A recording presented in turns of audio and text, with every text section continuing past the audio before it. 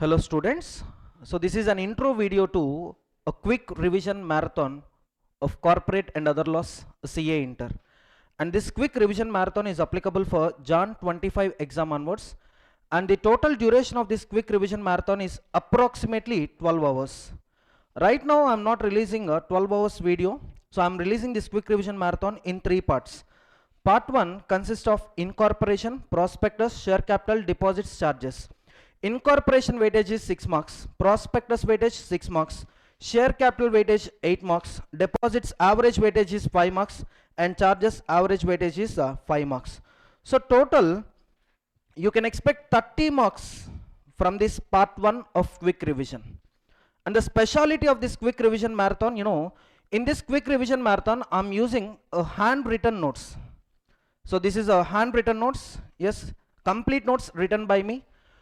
These handwritten notes consist of all the concepts that are covered in study material, and I covered almost all the points of each and every concept. And trust me, by reading these handwritten notes and by listening to this quick revision marathon, you can attempt maximum marks. Even MCQ's preparation is sufficient with this quick revision marathon. So this is a quick revision marathon notes prepared by me, and this is also available on website. So you can download this document and you can read it.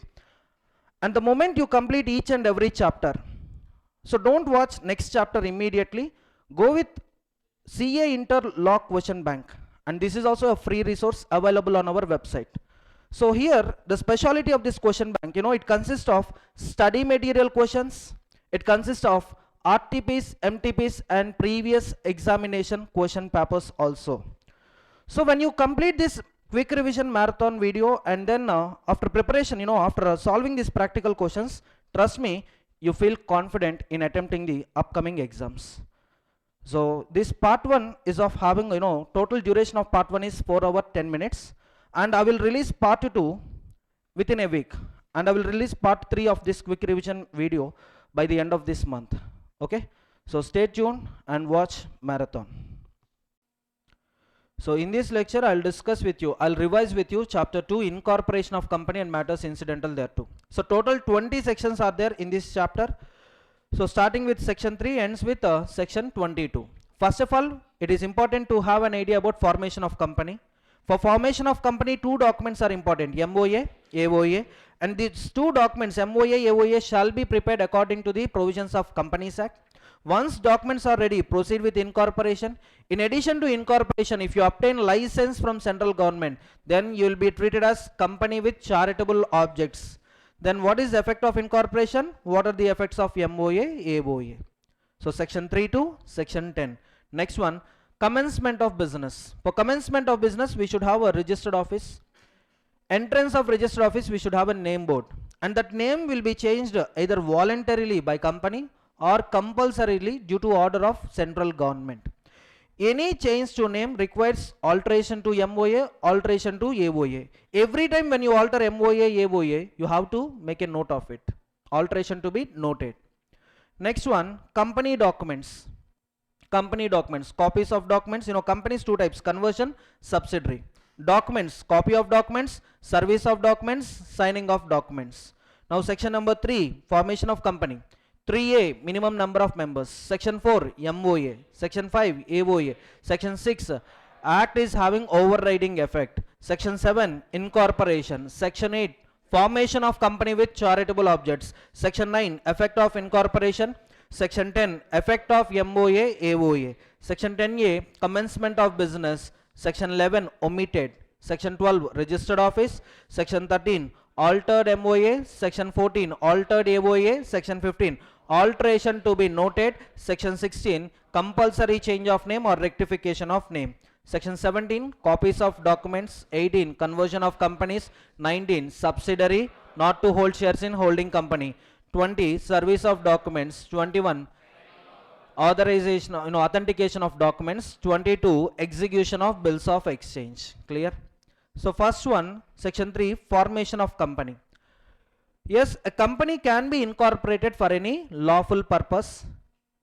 For private limited company, minimum 2 members are required. For public limited company, minimum 7 members are required. And for OPC, minimum and maximum number of members is 1.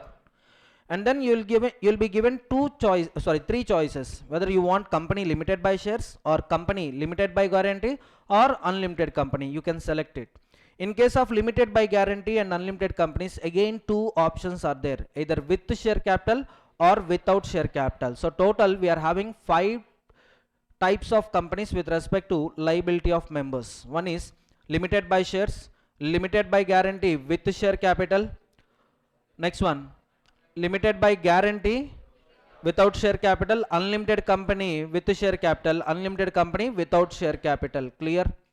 Next one, this number of members, minimum number of members, 2 in case of private, 7 in case of public company. This condition to be satisfied not only at the time of incorporation but also subsequent to incorporation. As long as company is carrying business operations, as long as company is carrying any activities, company minimum it should have 2 members in case of private limited, 7 in case of public limited. In case of fall in number of members below statutory limit, that means in case of private company below 2, in case of public company below 7, then what will be the consequence? Let's see. Condition 1, fall in number of members below statutory limit. Condition 2, company carries business for a period exceeding 6 months and members who are aware of this fact that company is carrying business operations with a reduced number of members, those members shall be liable severally, jointly and severally for the debts contracted after expiry of 6 months from the date of reduction of members. Understood? It's not from the date of reduction, it's from 6 months, after expiry of 6 months from date of reduction of members. That is all about section 3A. Next one, section 7. So what are the documents we need to file for incorporation of company? First one, duly signed MOA, AOA. Next one, declaration of compliance. So who signs declaration of compliance? One professional and one director or manager or secretary involved in incorporation of company, participated in incorporation of company. And this declaration is all about compliance of Companies Act and rules made thereunder. Proposed company's incorporation was according to the provisions of Companies Act and rules made thereunder. Next one, another declaration. This declaration shall be signed by each and every subscriber and first directors of the company. This declaration is all about, we have not convicted any offense in the formation, incorporation, promotion or management of any company during last 5 years. And we have not been found guilty of offense breach of duty during the last 5 years in any company. Next one, proposed company incorporation. Yes, we have filed correct and complete documents. So covering these 3 matters, subscribers and first directors of company shall sign a declaration. Next one, details of directors, details of subscribers, written consent of directors to act as a directors in the proposed company. Next one, interest of directors in other body corporate. So this information they need to provide. And last, address for temporary correspondence. So when you file all these documents with a ROC having jurisdiction, where you are getting incorporated, where you want to set up registered office, you need to file documents with ROC having the jurisdiction. Now ROC, after verifying adequacy of documents, I'm using the word adequacy, it's not accuracy, adequacy of documents, ROC shall issue certificate of incorporation. And certificate of incorporation is a conclusive evidence that company was incorporated. Company came into existence by complying all the provisions of Companies Act 2013 and rules made thereunder. Now whatever documents you prepared for incorporation of company shall be preserved at one place. That place is registered office till liquidation of the company. Understood? Everyone. Next, details of subscribers. If subscriber is an individual, you need to submit these details, name, photograph, father name or mother name, nationality, proof, date and place of birth, educational qualification, PAN, email ID, mobile number, address and address proof of identity also. I told you, right? Next one, in case of body corporate as a subscriber. So here we need to submit these details, name of the body corporate, SIN, GLN, SIN, corporate identity number, GLN, global location number, email ID, registered address of body corporate, place of business of body corporate. If body corporate is a company, then certified copy of board resolution authorizing a director to sign MOA on behalf of body corporate. Next one, in case of subscriber LLP, then certified copy of partners resolution. In case of foreign company or a company incorporated outside India, we need to mention, we need to disclose certificate of incorporation details and its registered address. Clear? Everyone? Next one, signing of MOA and AOA. Just signing MOA, AOA alone is not sufficient. In addition to signature, you need to add your details. That means name, address, description, occupation. Along with that, one witness has to sign against each and every subscriber. One witness for all subscribers or one witness for one subscriber is also allowed. Next one, in case of illiterate subscriber being illiterate, so he or she affix thumb impression. Down the thumb impression, we need to add details. Understood? And person adding those details, he has to sign as a witness. Understood? Next one, body corporate as a subscriber, authorized director or officer or employee of a body corporate shall sign MOA of a proposed company. Next one, in case of foreign national as subscriber, a foreign national wants to become a subscriber of a company or wants to become member of company. In that case, he need to disclose business visa. He need to attach business visa document and notarized proof of identity. Understood? So for some countries, notarized proof of identity. If a country, he belongs to a country which is member of Commonwealth or Hague Apostle Convention, notarized document is sufficient. Notarized proof of identity is sufficient. For remaining countries' citizens, I told you the document should be notarized by consular, diplomatic consular. Yes or no? I told you. Next one, this is all about signing of MOA and AOA. Next one, furnishing of false information or suppression of material facts. So the documents you are filing with ROC, in these documents, if there is any incorrect information or if there is any suppression of material facts, then what are the consequences? We need to check whether company was incorporated or not. Suppose company not yet incorporated, sir, then person who filed application will get punishment under section 447. Suppose company incorporated, sir, then default person responsible for such defaults will get punishment under section 447 and company will also get punishment. Who will punish company? NCLT. NCLT can pass any of these 5 orders, any of these following 5 orders. First one, it may order for change in MOA or AOA. It may order for conversion of members limited liability into unlimited liability. It may order for removal of name from register, or it may order for winding up of company, or it may pass any other order as it thinks fit. But before passing any order, it will give one opportunity of being heard, and it will also consider all the transactions that happen till the date of passing order. Clear? Who will consider all these transactions? NCLT. Correct. Next one, one person company. This is also part of section 3. In one person company, we will find how many persons? Only one person, one member. In case of, in the event of incapacity of a member or in case of death of the member, who becomes member of one person company? Nominee. Now this member and nominee should satisfy certain conditions. Those conditions are, he should be citizen of India. He or she should be citizen of India. Natural person, resident or otherwise. The third condition is resident or otherwise is there. But there one point is there. Even if his period of stay in the preceding financial year is 120 days or more, then he is eligible to act as a member. He is eligible to act as a nominee of one person company. Understood? So third condition, period of stay, if it is at least 120 days in the preceding financial year, he is eligible to become member of OPC. He is eligible to become nominee of OPC. Can a minor be appointed as nominee of OPC? Can a minor be appointed as a nominee of OPC? Answer is no. Next one, maximum a person can become, a person can become member in one OPC and the same person can become nominee in another OPC. Understood?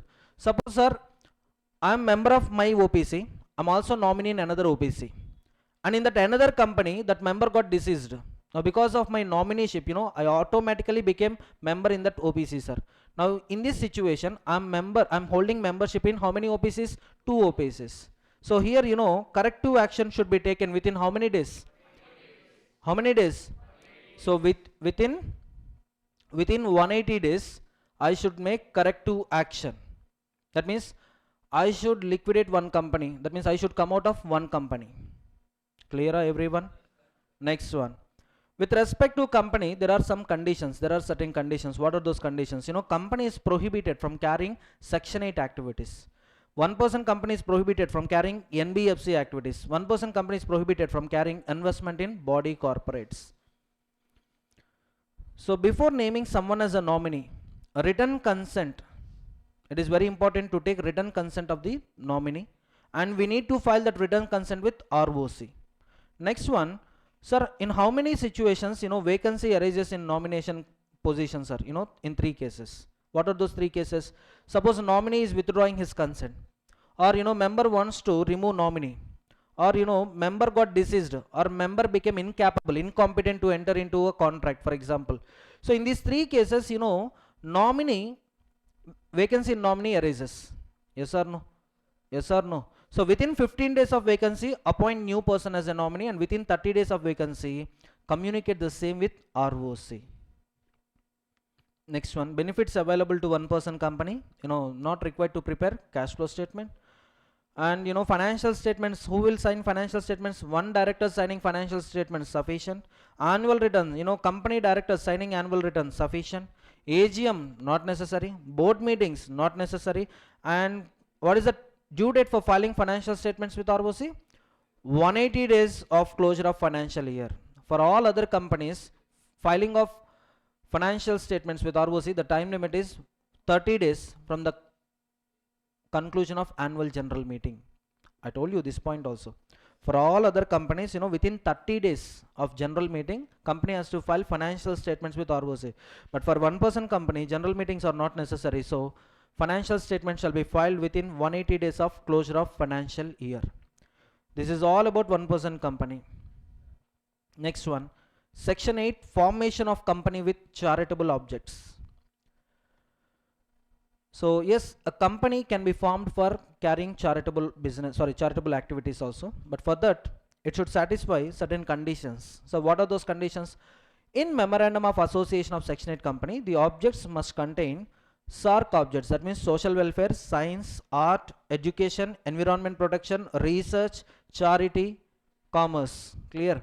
And Section 8 companies are prohibited from declaration and payment of dividends. Whatever surplus is there in Section 8 company, invest that surplus in promoting other objects of the company. Clear? Everyone. Now just file an application for registration. Attach the following documents for getting license. What are those documents? MOA, AOA, estimates of incomes and expenditure for the next 3 years, and declaration of compliance. So we complied all the provisions of Companies Act 2013 and rules made thereunder for getting license from central government in order to treat us as Section 8 company. Clear? Next one, privileges. Section 8 company will also enjoy all the privileges as if it is a normal company, as if it is a other kind of company. So benefits of Section 8 company: for calling general meeting, 14 days notice is sufficient. 14 days notice means what? Every day they should give notice for 14 days. No, the time gap between date of notice of meeting and meeting, 14 days is sufficient. For other companies, 21 days. Next one, no requirement of minimum and maximum number of directors, no requirement of committees of directors. Next one, even a partnership firm can become member in Section 8 company. Next one, Section 8 companies are not required to use words private limited or limited in its name clause. Next one, revocation of license. On what grounds license can be revoked? On what grounds license can be revoked? So what are those grounds, ma? Contravention of Section 8 of Companies Act 2013. Contravention of conditions specified at the time of giving license. Next one, carrying affairs fraudulently or carrying affairs which are opposed to public policy. In all these 4 cases, authority, after giving one opportunity of being heard, authority revokes license. After revocation of license, authority may order company to get it amalgamated with similar Section 8 company. Similar Section 8 company means Section 8 company with similar objects, or it may order for winding up of company. In case of winding up, Any surplus resulting from winding up shall be transferred to insolvency and bankruptcy fund. Clear? Everyone. In addition to revocation of license, you will also get punishment. So what is the punishment, sir? In case of company, in case of defaults, for company, minimum 10 lakhs, maximum 1 crore. Equation ma. 10 lakhs less than or equal to, penalty less than or equal to 1 crore. Equation. To remember easily, just I framed equations. Next one. For OID, OID means officer in default. Minimum punishment 25,000, maximum 25 lakhs. And if the affairs of Section 8 company were conducted fraudulently, then officer in default, officer responsible for the default will get punishment under Section 447. And I told you one example. Suppose I incorporated Section 8 company to carry money laundering activities, converting black money into white money. So if I use Section 8 company for this purpose, that means, I'm using company, I'm carrying activities, I'm carrying affairs of a company in fraudulent manner. So now I'll get punishment under Section 447. And I told you punishment, punishment is minimum amount involved in fraud, maximum 3 times of amount involved in fraud. Clear? Everyone. Next one, procedure for conversion of Section 8 company. Procedure for conversion of Section 8 company. First one, special resolution we need. Next, file an application with authority. Here authority is regional director. Along with application, attach following documents. One is certified copy of special resolution, notice of meeting, explanatory statement. Explanatory statement. Next one, proof of notice served to authorities, various authorities. Here various authorities means Chief Commissioner of Income Tax Officer, Charity Commissioner, Chief Secretary of State. Next one, any department or organization under which Section 8 company is getting operated. So you need to serve notice to all these authorities, and yes, I serve notice to all these authorities. Like that, you need to attach a proof of notice. Simply, postal acknowledgement is also sufficient. Postal acknowledgement is also sufficient. And next one, publication of notice in 2 newspapers. One is in vernacular newspaper, other one is in English newspaper having wide circulation. Clear? Now, these authorities, Chief Commissioner, Income Tax Officer, Charity Commissioner, Chief Secretary of State, any person, they can make representation within how many days of receipt of notice? 60 days. If there is no representation from these parties within 60 days, then regional director will make an assumption that there is no objection from these parties, and regional director will proceed with the conversion. Regional director will issue an order for converting Section 8 company into other kind of company.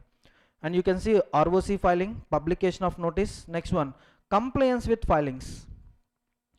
So before regional director issuing an order, regional director ensures that company has filed all relevant statutory forms with ROC. So here statutory forms, nothing but financial statements, annual returns.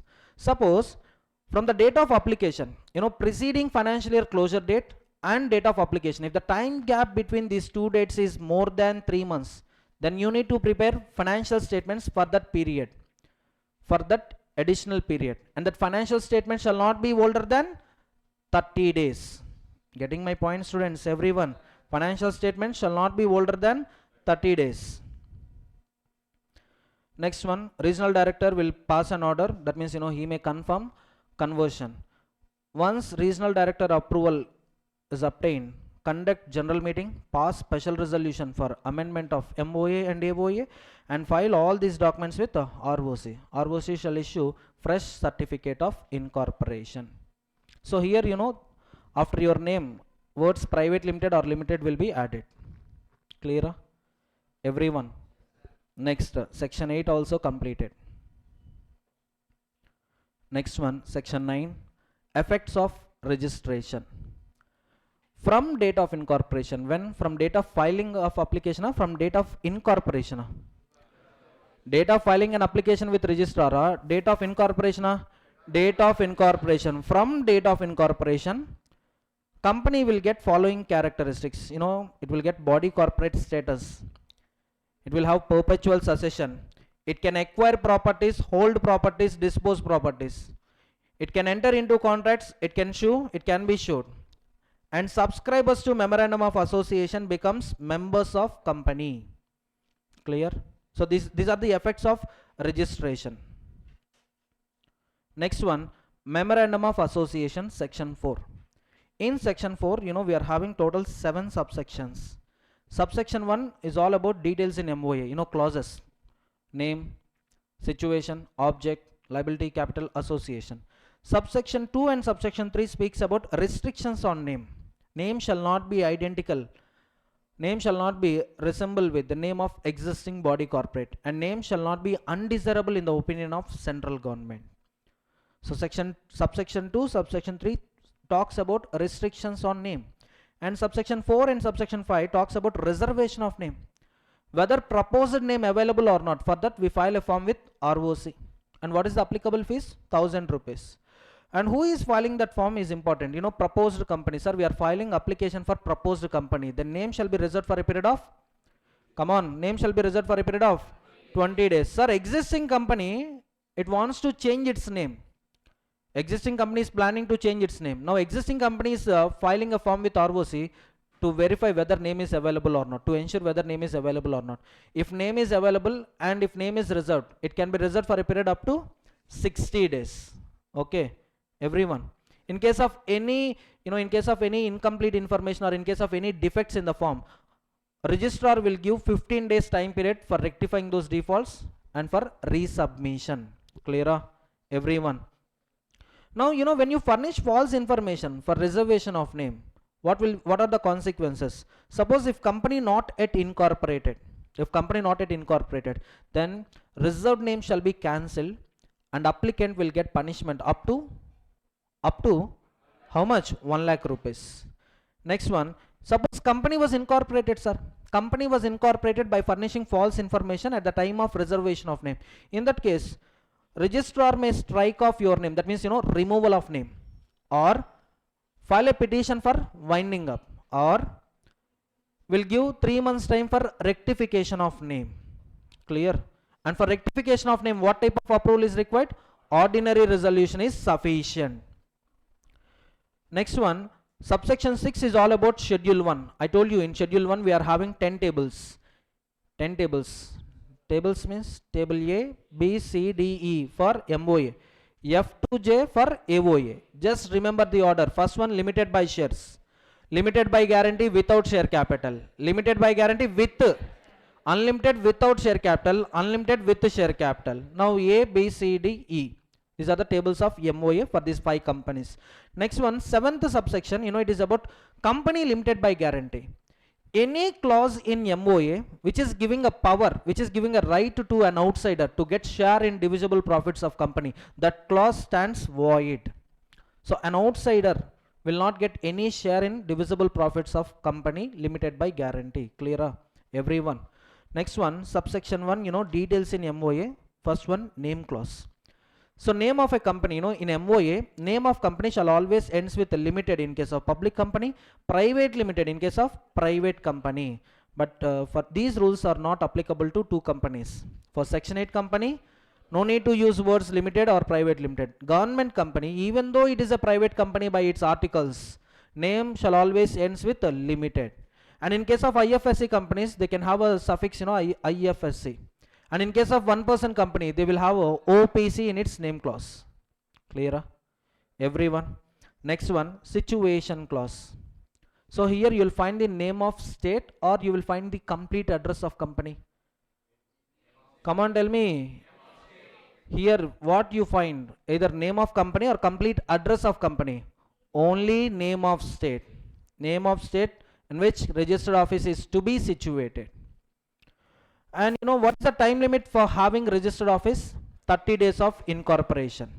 Once company is having registered office, it is mandatory that company should file about verification of registered office with ROC. And what is the time limit? 30 days of incorporation. Understood? And the importance of registered office: communication address, jurisdiction with respect to judicial and fiscal aspects, financial matters, tax matters. Next, inspection of all statutory records.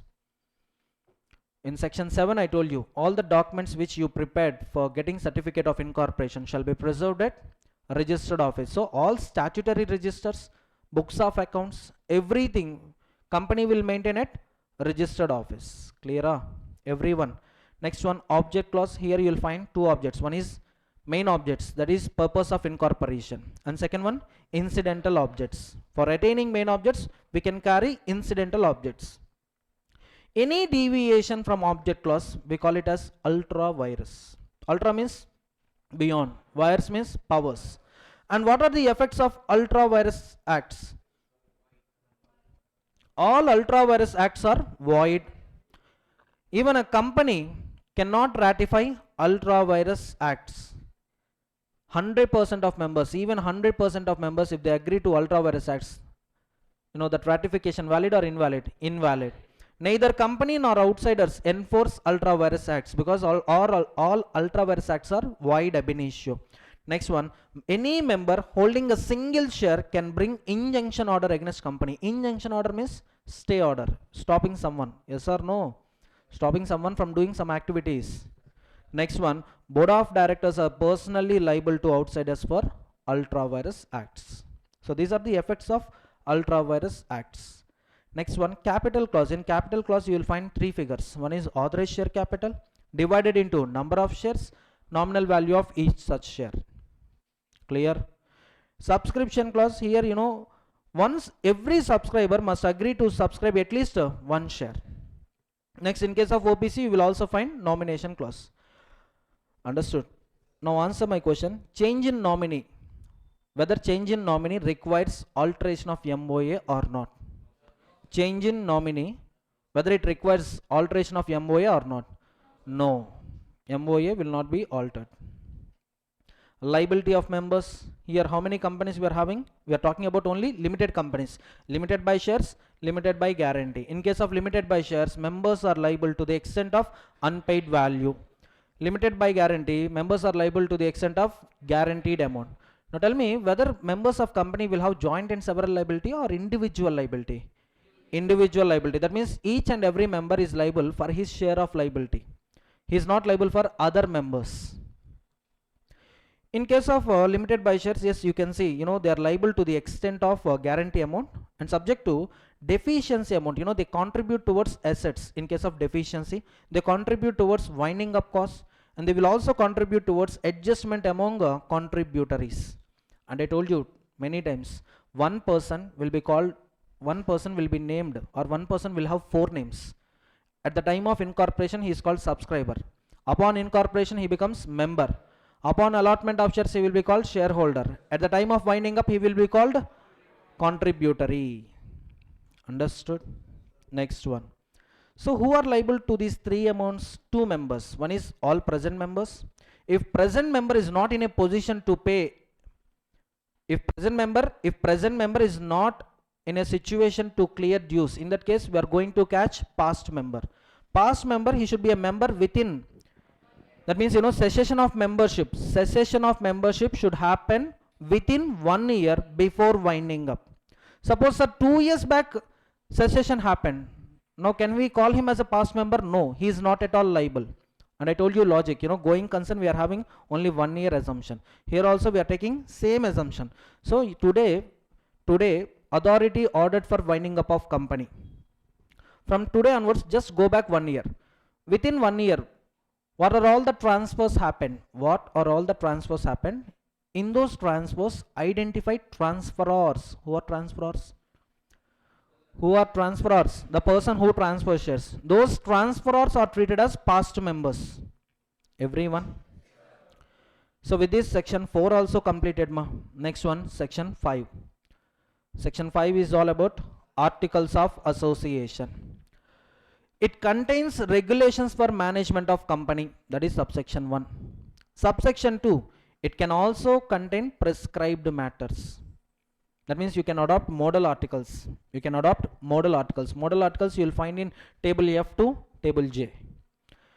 Next one, entrenchment provisions. Making simple thing into complicated thing. Converting a simple thing into difficult thing, we call it as entrenchment.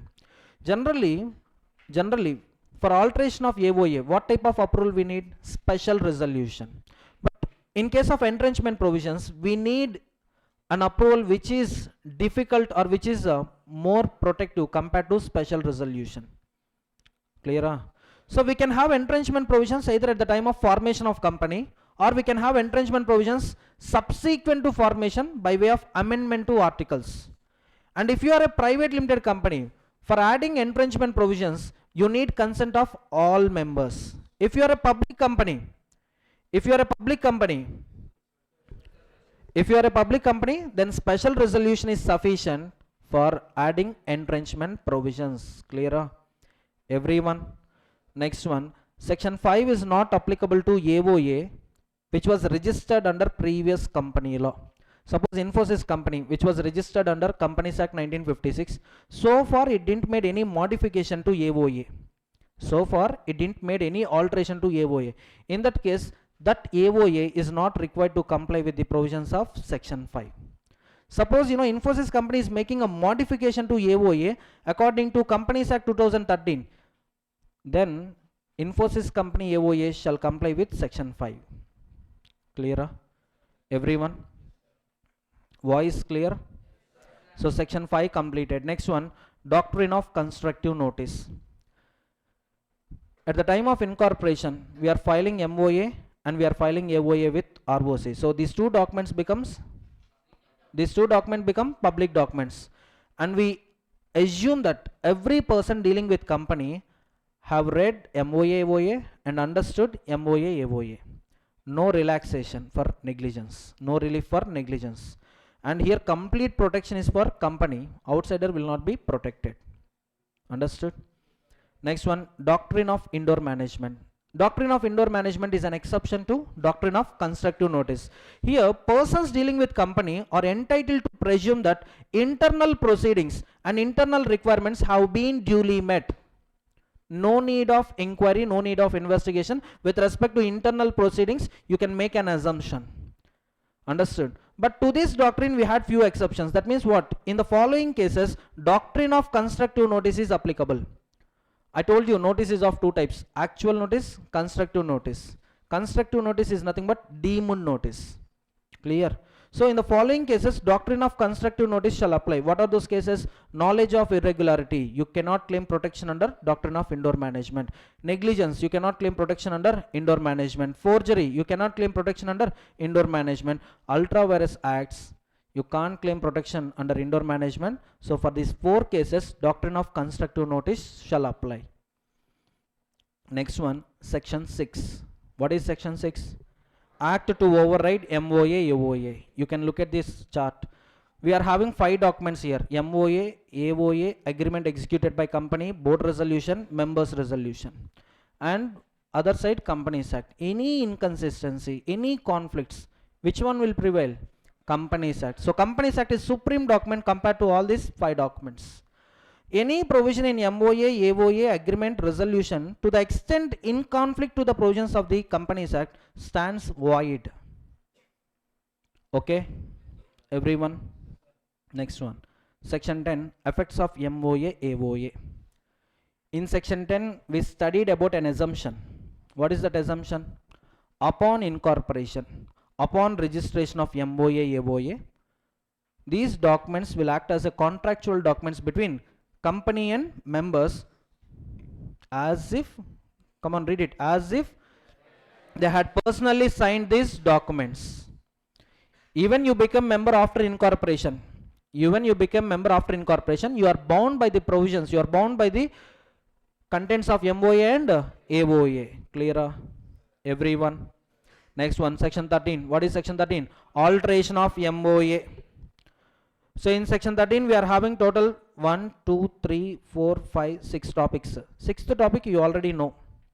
Any alteration to MOA specifying that an outsider getting share in profits, that particular content becomes, that particular clause becomes void. It won't get any legal enforceability. Next one, for alteration of MOA, what type of approval we need? Special resolution. But in one case we need ordinary resolution. What is that one case? Rectification of name. Even in case of rectification of name, we are making alteration to MOA. For rectification of name, OR is sufficient. Other cases we need special resolution. And procedure for name change, procedure for change of state, and ROC filings, change of documents. Let's see. For name change,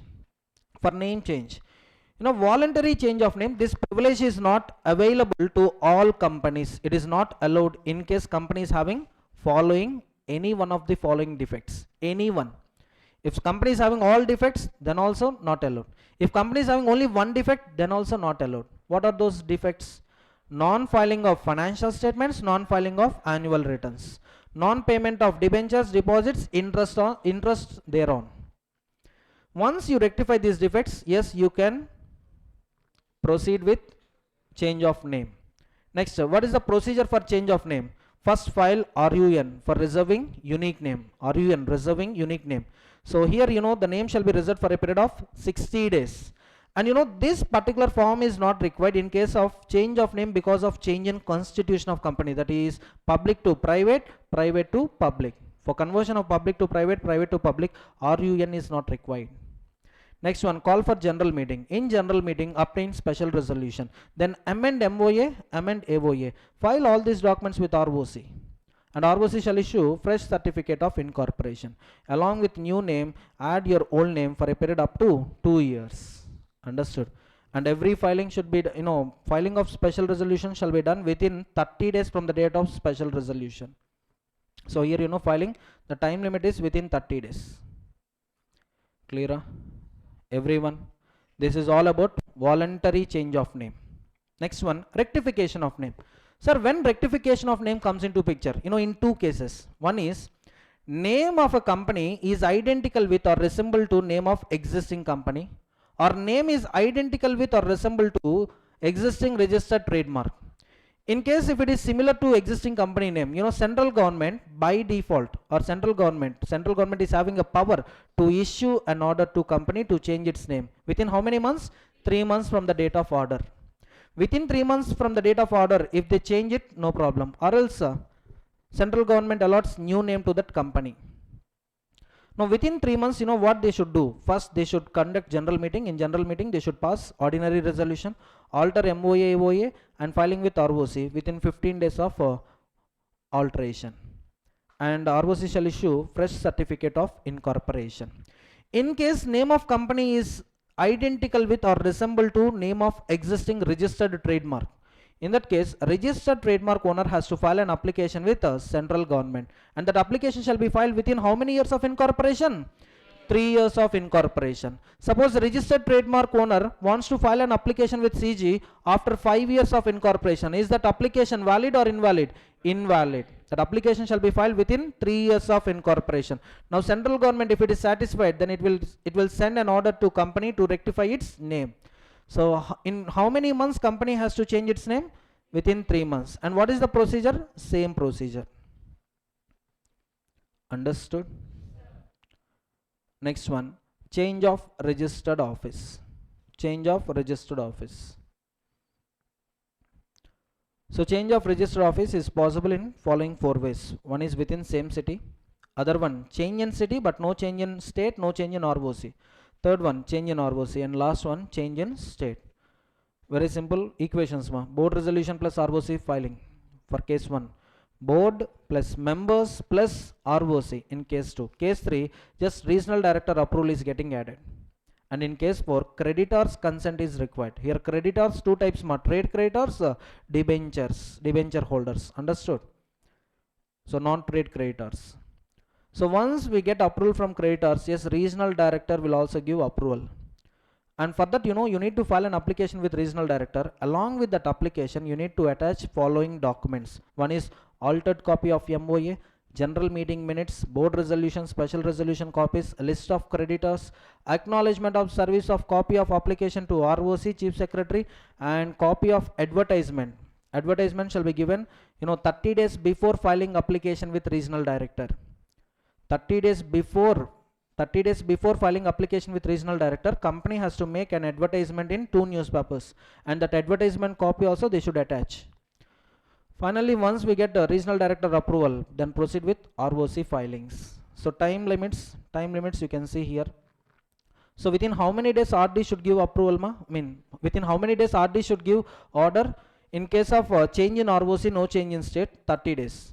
In case of change in state, 60 days. Understood? Next one, filing of regional director order. For case 3, within 60 days of regional director order, company has to file it with ROC. Whereas change in state, 30 days of order, company should file regional director order with ROC. And ROC shall register the same and issue certificate within 30 days of filing. And finally, file INC 22 within 30 days of shifting of registered office. Clear? Everyone? Next one, change of objects. For alteration of objects, what is the procedure we should follow? First, call for general meeting. In general meeting, obtain special resolution. And next one, give an exit offer to dissenting shareholders. Who should give exit offer to dissenting shareholders? Either promoters or shareholders having control. Next one, proceed with alteration of MOA and proceed with filings with ROC. ROC shall register the same and issue certificate within 30 days of filing of special resolution. Clear? Everyone? Next one, with that section 13 completed. Defaults, 1000 rupees per day. 1000 rupees per day, maximum 1 lakh rupees is the fine amount. That fine amount is common. 1000 per day, maximum 1 lakh. Next one, alteration of AOA.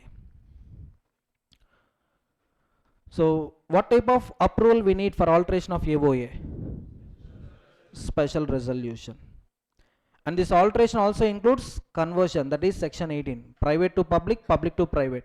Come on, tell me, in which case we need to take central government approval, ma? Private to public or public to private? Why? In public company, public funds are involved. In public company, public funds are involved. And the number of members shall be reduced to 200. Before getting converted into private company, number of members should be reduced to 200. So here you will find central government approval. And remaining procedure common, special resolution. For private to public, delete section 2 clause 68. For public to private, add section 2 clause 68. First of all, tell me what is section 2 clause 68? Definition of private company. Here you will find restrictions on transfer of shares, limit on number of members to 200, prohibition on invitation to public to subscribe securities of a body corporate. Clear? If you delete, private company gets converted into public company. If you add, public company gets converted into private company. Any alteration, file it with ROC within 15 days. And altered articles of association, upon registration, it will have same effect as if it is an original articles. Okay, na? Everyone? Yes, for getting conversion of public into private. So company has to file an application with regional director within 60 days of special resolution. And these are the attachments. These are the attachments. What are those attachments, ma?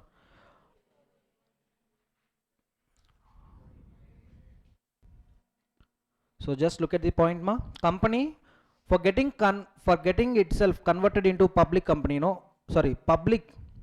public company wants to convert itself into private company. In that case, it has to file an application with regional director.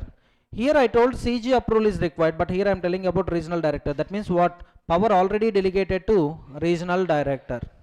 Clear?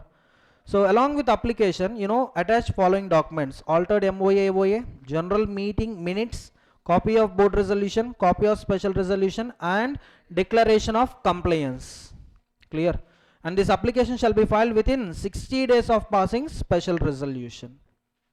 Next one, there will be no effect on the debts, liabilities incurred before conversion.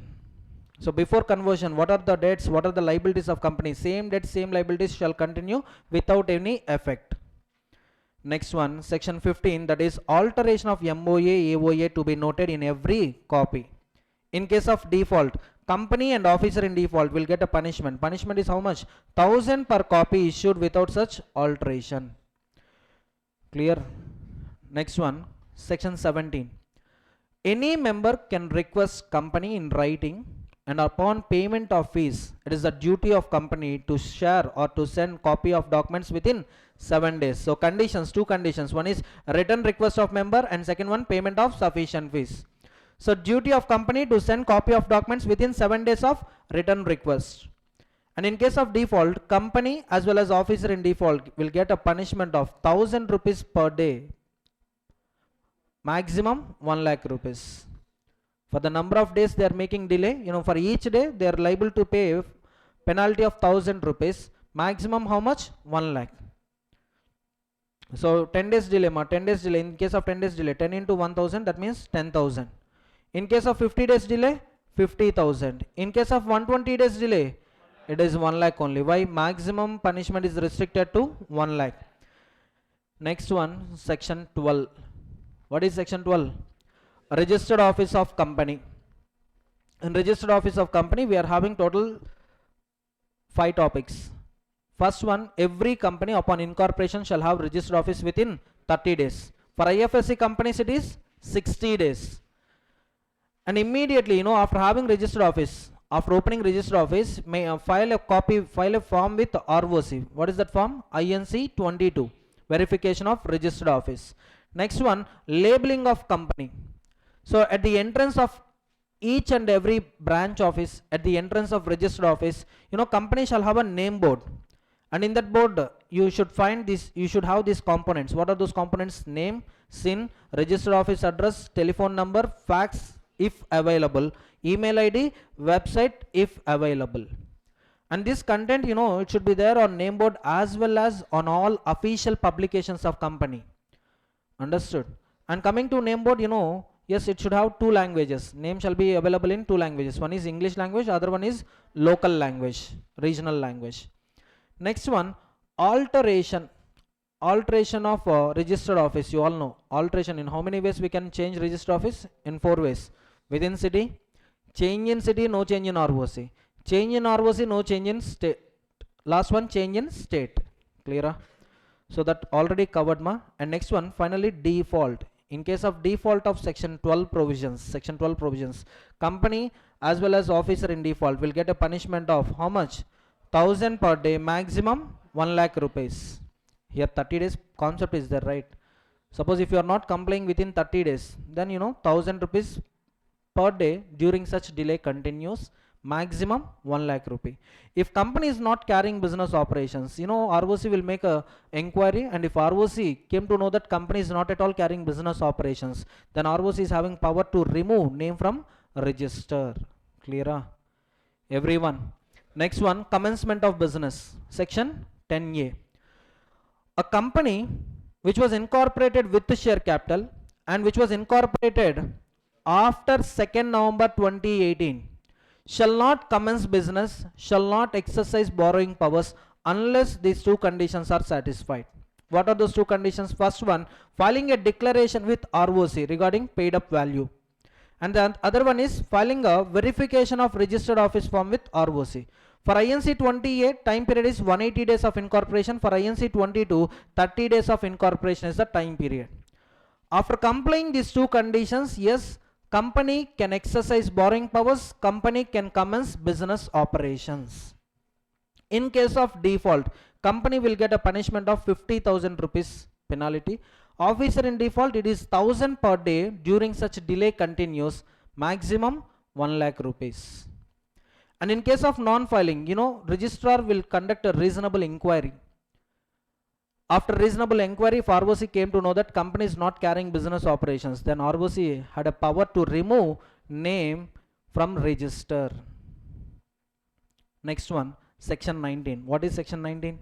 Subsidiary not to hold shares in holding company. So prohibition, this prohibition will also extends to subsidiary nominees. That means what?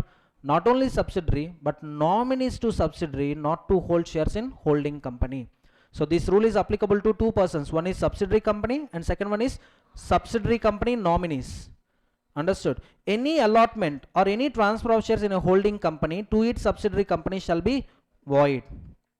But to this general rule, we had 3 exceptions. That means in following cases, subsidiary company can hold shares of holding company. What are those 3 exceptions? As a legal representative, as a trustee, as a shareholder.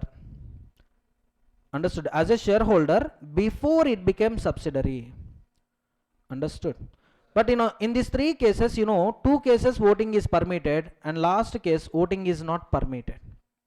So in first 2 cases, legal owner is subsidiary company, whereas beneficial owner is outsider, other party. Whereas in case 3, legal owner subsidiary company, beneficial owner is also subsidiary company. So here voting is prohibited, but for first two cases voting rights are allowed. Next one, section 20, service of documents.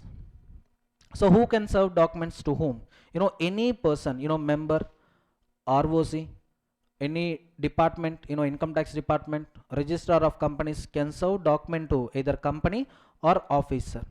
In case of service of documents to company or officer, that letter or notice shall be addressed to company address or officer address. And coming to mode of service of notice, yes, we can use a registered post service, speed post service, courier, or leaving it address directly or through electronic mode. And this section also covers service of documents by company to ROC as well as members.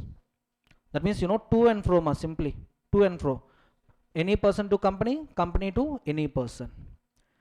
Member may request for a particular mode. In that case, member should deposit a sufficient amount. Member should deposit sufficient amount with company. To meet these instructions, to meet these directions, member has to deposit or member has to make payment of prescribed fees. In case of Nidhi companies, which companies? Nidhi companies, service of documents, service of documents to the members only if they are holding face value of shares rupees 1000 or 1% of paid up share capital, whichever is less. For other members, service of documents is satisfied when you advertise it in local newspaper or when you attach it in notice board.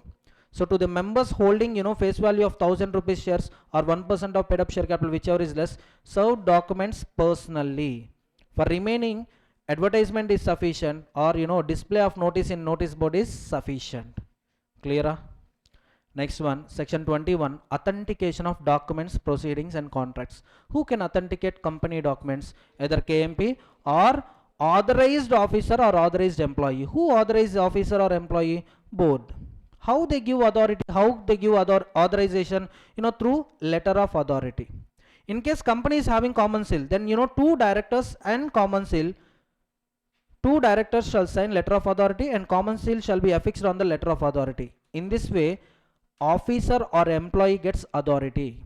Suppose company is not having any common seal. In that case, two directors signing letter of authority. Suppose company is having secretary, then one director and one company secretary signing letter of authority. That employee or officer gets authority. Understood? And section 22 is all about execution of bills of exchange. Who can execute bills of exchange on behalf of company? Authorized person. How authority will be given to that person? Through letter of authority. Who should sign this letter of authority? If company is having secretary, one director and one secretary. If company is not having secretary, then two directors. If common seal is there, then affix common seal also. Understood? So this is section 22. With this, revision of incorporation of company and the matters incidental thereto completed. So now I'll revise chapter 3, Prospectus and Allotment of Securities, section 23 to 42. Section 23 is about public offer and private placement. In this section, we are having total 4 subsections. Subsection 1, public company can offer its securities to public at a large through prospectus, or it can offer securities to identified persons through private placement offer cum application letter, or it can offer securities to its existing members either under rights issue or bonus shares. Now coming to private company, it can offer its securities only to identified persons through private placement offer cum application letter, or it can offer its securities to existing members. If it is for money, we call it as rights. If it is at free of cost, it is bonus issue. Subsection 3, prescribed class of public companies. Authority is giving power to prescribed class of public companies to list their equity shares, to list their securities on permitted stock exchanges in permissible foreign jurisdiction. Is it clear? Now what is a listed company? A company whose securities, any of its securities listed on any one of recognized stock exchange, it is a listed company. But to this general rule, we had few exceptions. Suppose if you take public company, equity shares unlisted, but non-convertible redeemable preference shares, non-convertible debentures which were issued under private placement, even though they are listed on recognized stock exchanges, the company remains unlisted company. And even if you take private company which offered non-convertible debentures under private placement basis and which are listed on recognized stock exchanges, still private company is treated as unlisted company. Clear? Next one, subsection 4, this is all about powers of central government in granting exemption to prescribed class of companies. So prescribed class of public companies, they are exempted from complying chapter 3 prospectus and allotment of securities, chapter 4 share capital and debentures, 89, 90, 127. 89, 90 I'll discuss with you under management and administration. In management and administration topic I will discuss with you 89, 90. Declaration of dividends, I'll discuss section 127. So this is all about section 23. Next to section 24. But before that, we are having definition. We are having definition of securities. And we are also having definition of public offer. Public offer includes IPO, initial public offer, further public offer, offer for sale of securities. After incorporation, first time it is making public offer, IPO. Any public offer subsequent to IPO, we call it as FPO. And selling shareholders, few shareholders or promoters can authorize company to sell their holdings, in the company. Understood? So what is the difference between fresh issue and offer for sale of securities? Under fresh issue, company capital base will increase, whereas under offer for sale of securities, company will take shares from existing members and it will dispose them to the public. So whatever money company is getting, company will reimburse that money, company will refund that money to selling shareholders. Securities. Securities includes all shares, scrip, stock, bonds, debentures, debenture stock and all other marketable securities. Securities include derivatives. Securities includes collective investment scheme units of collective investment scheme. Security includes security receipt issued under SURFACE Act. And then securities include mutual fund scheme units. That means units of mutual fund scheme. Next one, security includes certificate issued by special purpose distinct entity. And securities include government securities, rights or interest in securities, rights renunciation. In case of right shares, we are having a option of renouncement. That is also a security.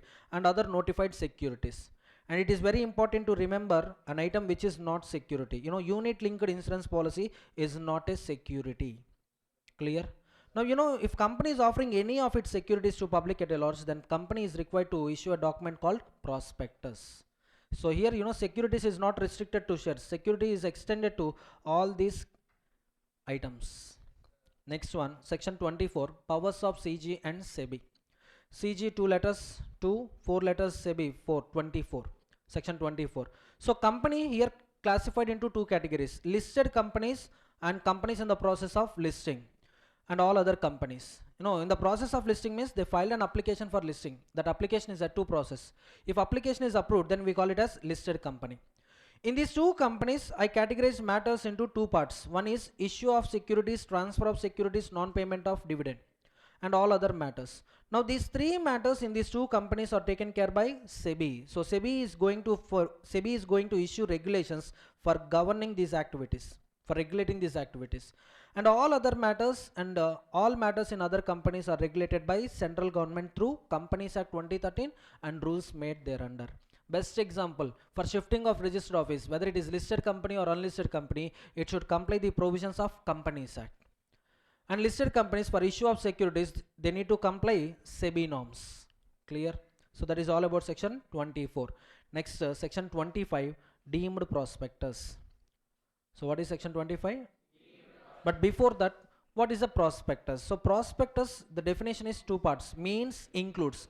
Prospectus means any document described or issued as a prospectus, then it becomes prospectus. And prospectus also includes shelf prospectus, red herring prospectus, deemed prospectus. So deemed prospectus means here any circular, advertisement, notice and whatever name you keep, any other document inviting offers from public for subscription or purchase of any securities of a body corporate. We use word subscription for fresh issue and we use word purchase for offer for sale of securities.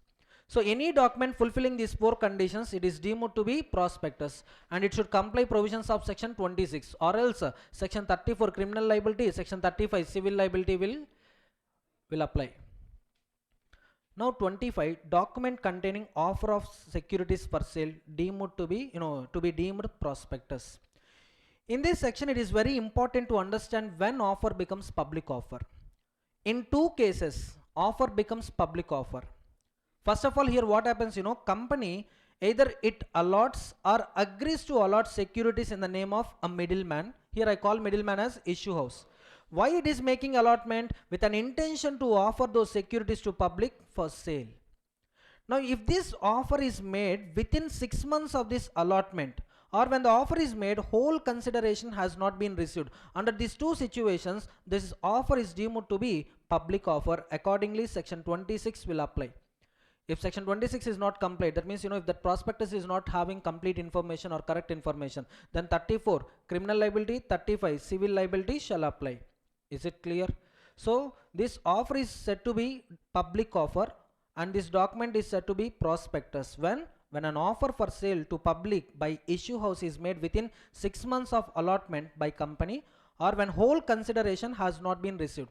Here it is very important to understand whole consideration. Whole consideration means even 1 rupee pending, we consider that offer as deemed public offer. It is deemed to be public offer. Next one, what are the contents of deemed prospectus? In this deemed prospectus, section 26 contents, that means, this prospectus shall contain matters and reports on financial information as may be specified by SEBI in consultation with central government. So yes, this prospectus should contain all those contents. In addition to these contents, this prospectus should contain net consideration received by company and receivable by company from issue house. And what is the time and place of inspection of contract, which is between issue house and company. So these two things we need to provide in deemed prospectus. Now tell me, who will sign deemed prospectus? Issue house authorized persons. If the status of issue house is a firm, then majority of partners shall sign deemed prospectus. If the status of issue house is a company, then 2 directors shall sign prospectus, and these people are deemed to be directors of the company. Okay, so accordingly section 26, 34, 35 applicable. Next one, section 26. So deemed prospectus completed. Next one, section 26. Matters to be stated in prospectus. First point, it is very clear. Every prospectus prepared by company shall be signed and dated, and it shall contain information and reports on financial information as may be specified by SEBI in consultation with CG. In addition to this information, we need to provide a declaration regarding compliance. Nothing in this prospectus is contrary to Companies Act. Being a company, I should comply all provisions of Companies Act, and I'm issuing securities, so I should comply Securities Contract Regulation Act. I'm offering securities to public at a loss, so I need to comply SEBI 1992, SEBI Act 1992 provisions. Not only these acts, but also rules and regulations made thereunder. Is it clear? So this is first subsection. Next one, prospectus is not applicable in the below mentioned 2 cases. When an offer is made to the existing members or existing debenture holders, prospectus is not required. When securities offered belongs to a class of securities, which is uniform in all respects, with the securities which were previously issued and dealt on recognized stock exchange. Suppose, sir, offered securities belongs to one class, that class was subscribed by promoters. They were not issued to public, they are not dealt on recognized stock exchange. Now, when you are offering such kind of securities, prospectus is must and should. Getting my point, students? So prospectus is not required when securities belongs to existing class which were already issued to public and which were already dealt on recognized stock exchange. Any one condition not satisfied, then prospectus is compulsory. When these 2 conditions are satisfied, prospectus is not necessary. Clear? So prospectus is not necessary in 2 cases. What are those cases? Offer made to existing members, offer made with respect to securities which are uniform in all respects with the securities which were previously issued and dealt on recognized stock exchange. Other 2 cases are there in material, when offer is made by private company or when offer is made to identified persons. Yes, in those cases also prospectus is not required. Next one, prospectus is applicable not only to IPO but also FPO. For both IPO, FPO, we need to prepare prospectus. Next one, every prospectus before publication. So before issuing prospectus to public, every prospectus shall be filed with ROC. And what is the time limit? Before issuing to public. Suppose you decided at 12 o'clock noon, you decided to issue prospectus to public. Before that, you need to file a copy of prospectus with ROC. And can I include expert statement in prospectus? Yes, provided following three conditions to be satisfied. One is that person, that expert is not engaged or interested in promotion of the company, formation of the company, management of the company. And he must give written consent to include his statement in prospectus. And he should not withdraw such consent till a copy has been filed with ROC. And disclosure of the facts should be made on the copy of prospectus. So we included expert statement, we complete with the respective provisions. Next one, disclosures. Copies filed with ROC. Yes, on each and every copy of prospectus, there should be a disclosure regarding a copy of prospectus has been filed with ROC. And list of documents attached with copy. Suppose underwriting agreement is there. So we filed underwriting agreement along with prospectus. Now mention the list of documents. Yes, we filed underwriting agreement along with prospectus. Like that, just disclose list of documents attached with copy. Next one, what is the validity period of prospectus? Every prospectus is having a limited validity period. That validity period is 90 days of filing with ROC. That means within 90 days of filing with ROC, you should issue prospectus to public. Suppose you forgot 90 days completed. Now can I issue same prospectus to public at a large? No, you need to prepare fresh prospectus. This time again you file it with ROC. Now you can issue it to public. In case of contravention, company as well as party who is authorizing issue of prospectus, he may be present director or he may be proposed director or promoter, CEO, CFO, any person who is authorizing that issue of prospectus will get punishment. Fine how much? 50,000. Minimum 50,000, maximum 3 lakhs. This is all about section 26. Next, 27. Variation in terms of contract or objects in the prospectus. Variation in terms of contract or objects in the prospectus. Possible or not possible? Possible. We can change terms and conditions. We can change terms of contract or we can change objects in prospectus only with members approval, that is special resolution. For getting special resolution, first you need to give notice with prescribed details. For what purpose you raised money, how much money you raised, how much money you utilized for present objects, and what is your proposed object, how much amount we need, risk factors associated with proposed object, time schedule for completing proposed object. Everything you provide in notice. And this notice shall be published in 2 newspapers. One is vernacular newspaper and the other one is English newspaper having wide circulation. In addition to that, publish notice on company's website. Now after getting special resolution, identify dissenting shareholders and provide and give this exit offer. Who will give exit offer to dissenting shareholders? Either promoters or shareholders having controlling power. And the money which you raised through issue of prospectus, that money you cannot use for one purpose. That purpose is carrying speculation transactions. That means buying, trading, dealing in equity shares. In equity shares of other listed company. Is it clear? Everyone?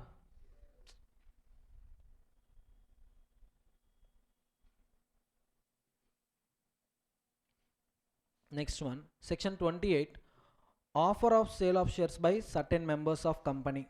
Only 3 points, small section. Here members in consultation with board of directors authorize company to sell their shareholdings, to sell their shares to public at a large. And here members who authorize company will also authorize company to get reimbursement of all expenses connection with section 28. So all the expenses incurred by company for making offer of sale of securities, company is going to get reimbursement from members. That means, company, whatever amount company collected, suppose 600 crores, from that expenses will be deducted and balance amount, company is going to give it to members who authorize company to sell their shares. And this offer of sale is deemed to be public offer. Accordingly, section 26 shall apply. Any information in the prospectus is incorrect or incomplete, then section 34 criminal liability, 35 civil liability shall apply. Understood everyone? So that is all about section 28. Next, section 29, public offer of securities to be dealt in demat form. So demat form is compulsory for companies making public offer and prescribed unlisted companies, and for all other companies issue of securities in demat form is optional. Section 30, come on, tell me whether advertisement of prospectus mandatory or optional.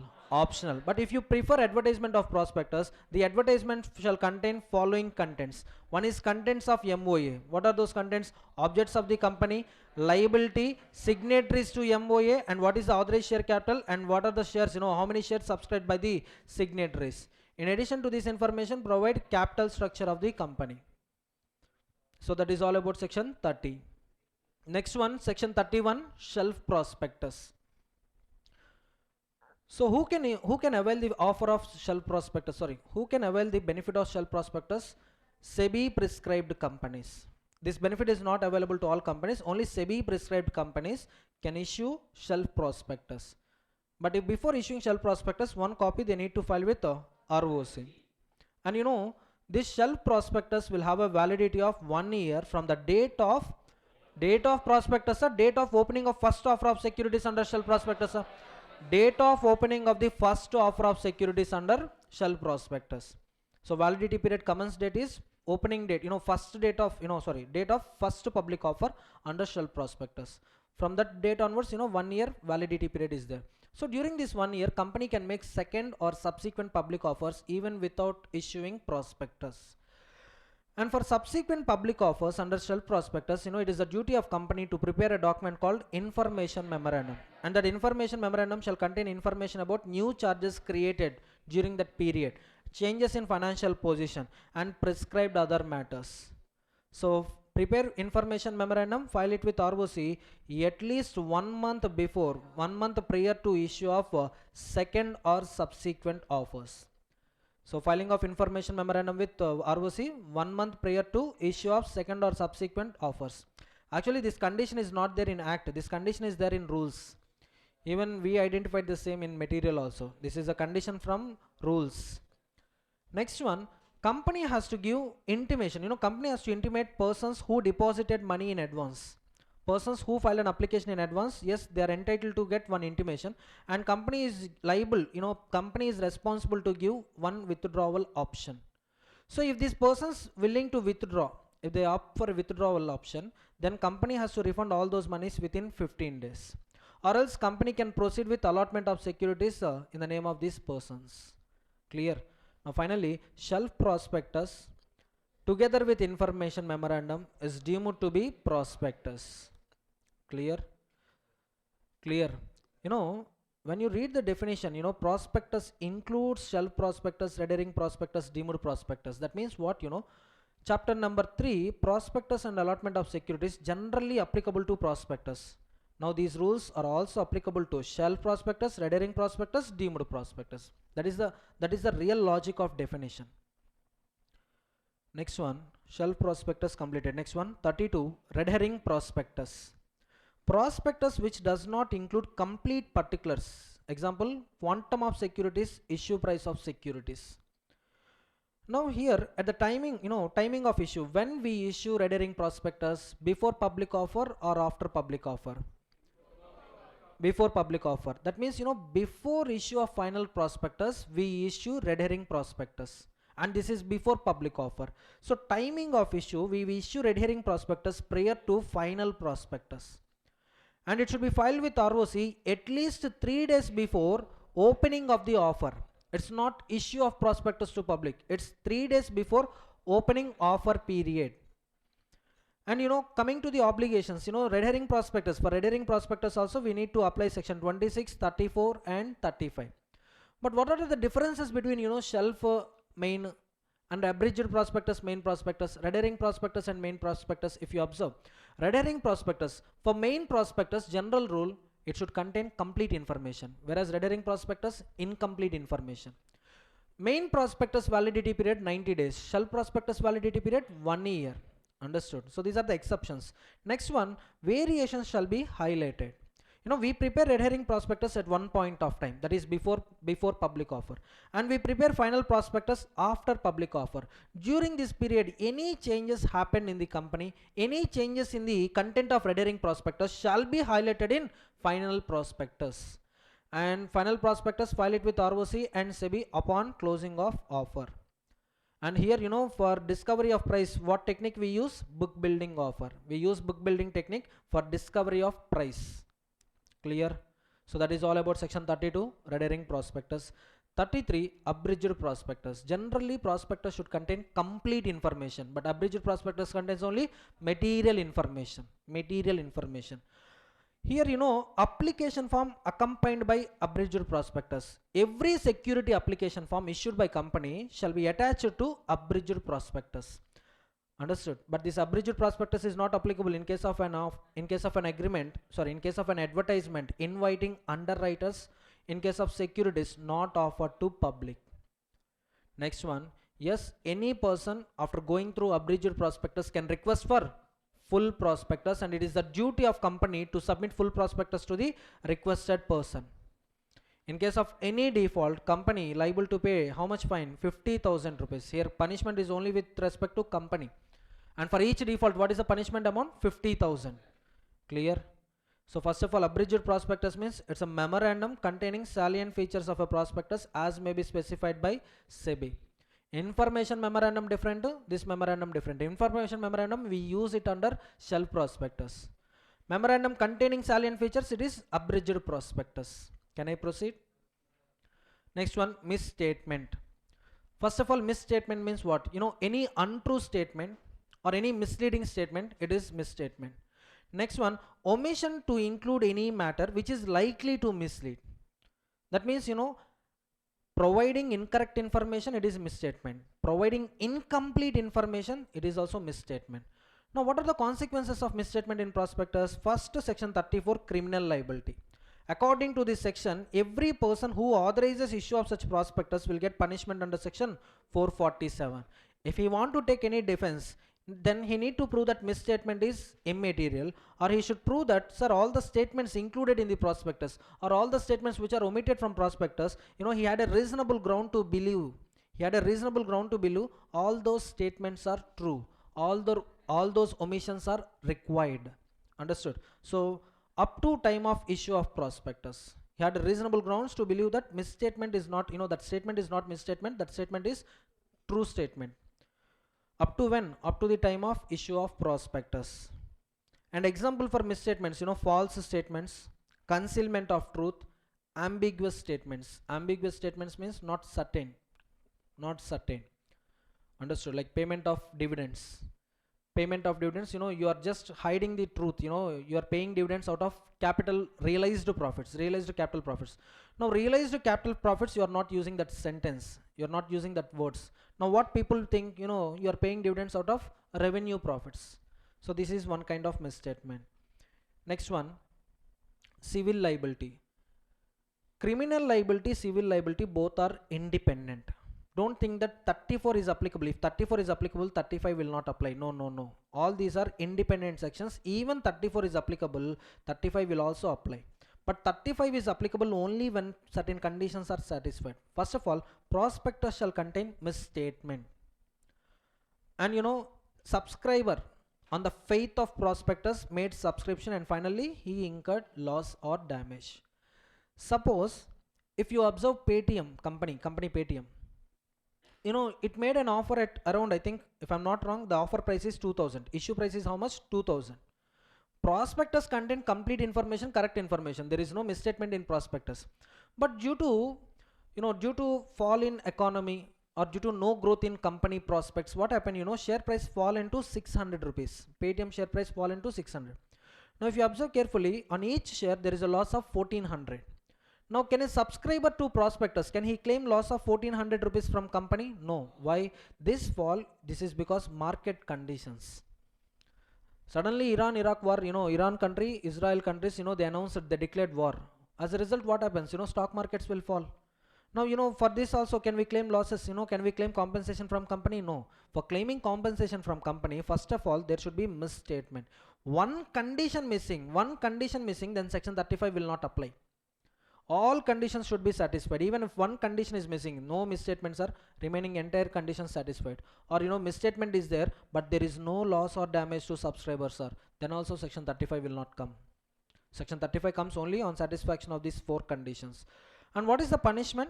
6 persons has to compensate suffered investors. Who are those 6 persons? Company, present director, proposed director, expert, promoter, person authorizing issue shall compensate all the losses incurred by subscriber to the prospectus without any limit on liability. Next one, defense. If he want to take defense, he can take following defenses: either withdrawal of consent from prospectus before filing a copy with ROC, or giving a public notice that without my intention, without my consent, my name was wrongly included in the prospectus, or I believed expert. On the faith of expert report, I gave my consent to the prospectus. And in practical questions, we had 2 questions, where directors relied promoter statements and directors gave consent to prospectus. Now, can they claim exemption from section 35? No, because faith of promoter is not covered under the following defenses. Next one, remedies for misrepresentation in prospectus, either misrepresentation or misstatement. So what are the remedies available? Against company, rescission, cancellation of contract, or claim damages. Continue the contract by claiming damages. Whatever losses you suffered, get compensation. Next, against company and others, civil liability, section 35. Next one, against persons authorized to issue. Yes, these people will get criminal liability under section 34, and we can also claim damages for fraud. Understood? And next one, section 36, punishment for fraudulently inducing persons to invest money. Here I told you 2 examples. One is Satyam Computers and second one is Harshad Mehta. Yes or no? So what these people are doing, they're making some statements, some fake promises, some forecast, predictions which are false, fraudulent, deceptive, misleading. Why they are making these statements? To induce another person to enter into following any of these agreements, namely acquiring, disposing, subscribing, underwriting securities, or secure profit from yield of securities or fluctuations in securities value. Spreading some fake news. And sudden fall of share price, at sudden fall of share price, we are going to purchase huge quantity, and when price becomes normal, when price comes to normal range, we are selling those securities. So like that, any person spread any fake statements. Next one, any person making statements in order to obtain credit facilities from the banks or financial institution, then those persons will get punishment under section 447. So this is all about section 36. Action by affected parties. Here group of investors, they can file a single complaint against company and persons authorizing issue of such prospectus. So separate complaints are not required, one complaint is sufficient. So suit may be filed by any person, by one person on behalf of entire group. That means any person on behalf of group or entire group of persons or any association of persons, these people can file suit against company, that is class action suit.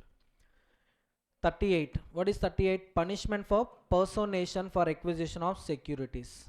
So here what a person is doing, so what is the main objective of this section? What is the main purpose of this section?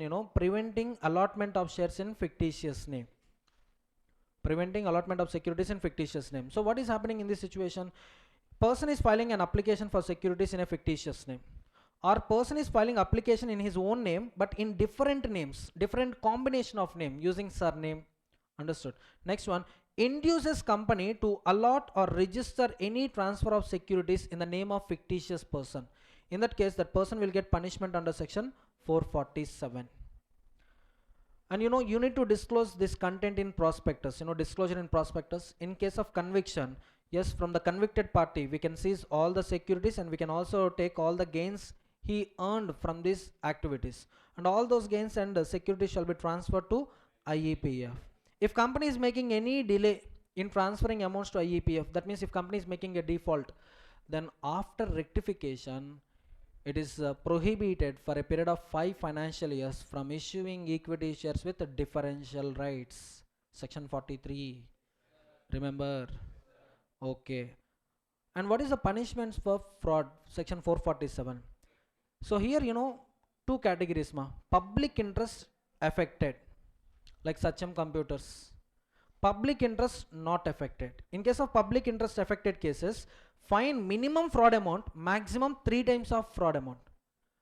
And here word and should be used. It's not fine or imprisonment, it's fine and imprisonment. Fine and imprisonment. Imprisonment minimum 3 years, maximum 10 years. Sir, fraud involves no public interest. Fraud involves no public interest. In that case, we need to compare amount of fraud with one one amount. What is that amount?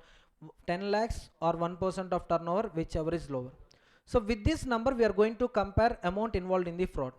If amount involved in the fraud is equal to or greater than, two things are considered, whether it is equal to or whether it is greater than 10 lakhs, then fine minimum fraud amount, that means amount involved in the fraud, maximum 3 times of the fraud, and imprisonment minimum 6 months, maximum 10 years. Okay now. And I told you one example, section 8 companies, we are using section 8 companies for converting black money into white money. Here imagine public interest is not affected, public is not losing money. In that case, punishment will be under this. Understood? Next one, other cases, that means fraud amount is less than 10 lakhs or less than 1% of turnover, whichever is lower, then fine is up to 50 lakhs, imprisonment is up to 5 years or both. So this is all about section 447. Next, section 39. What is section 39? So you can observe carefully.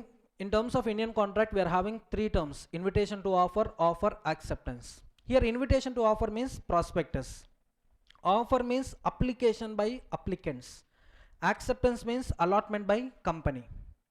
Now tell me, when contract comes into picture, accepting invitation to offer contract comes or accepting offer contract comes? Accepting offer we get agreement, we get contract. Yes or no? So simply if you accept prospectus, contract will not form. So company, it is in the hands of company whether to accept it or not. Now tell me, allotment, who will take care of allotment? Company. So allotment means act of appropriation out of unappropriated capital of the company. Previously unappropriated capital. Okay. So what are the requirements, ma? What are the requirements for allotment of securities? Minimum subscription and minimum application money. So how much is the minimum subscription? How much is the minimum subscription? Amount stated in prospectus as minimum subscription. It should not be lower than 90% of public offer. Understood? And this amount shall be received by company either by check or through any other instrument, but not through cash. Next one, minimum application money. How much is the minimum application money? 5% of nominal value of security or such other percentage as may be specified by SEBI. Now tell me, I should satisfy any one condition or I should satisfy both the conditions?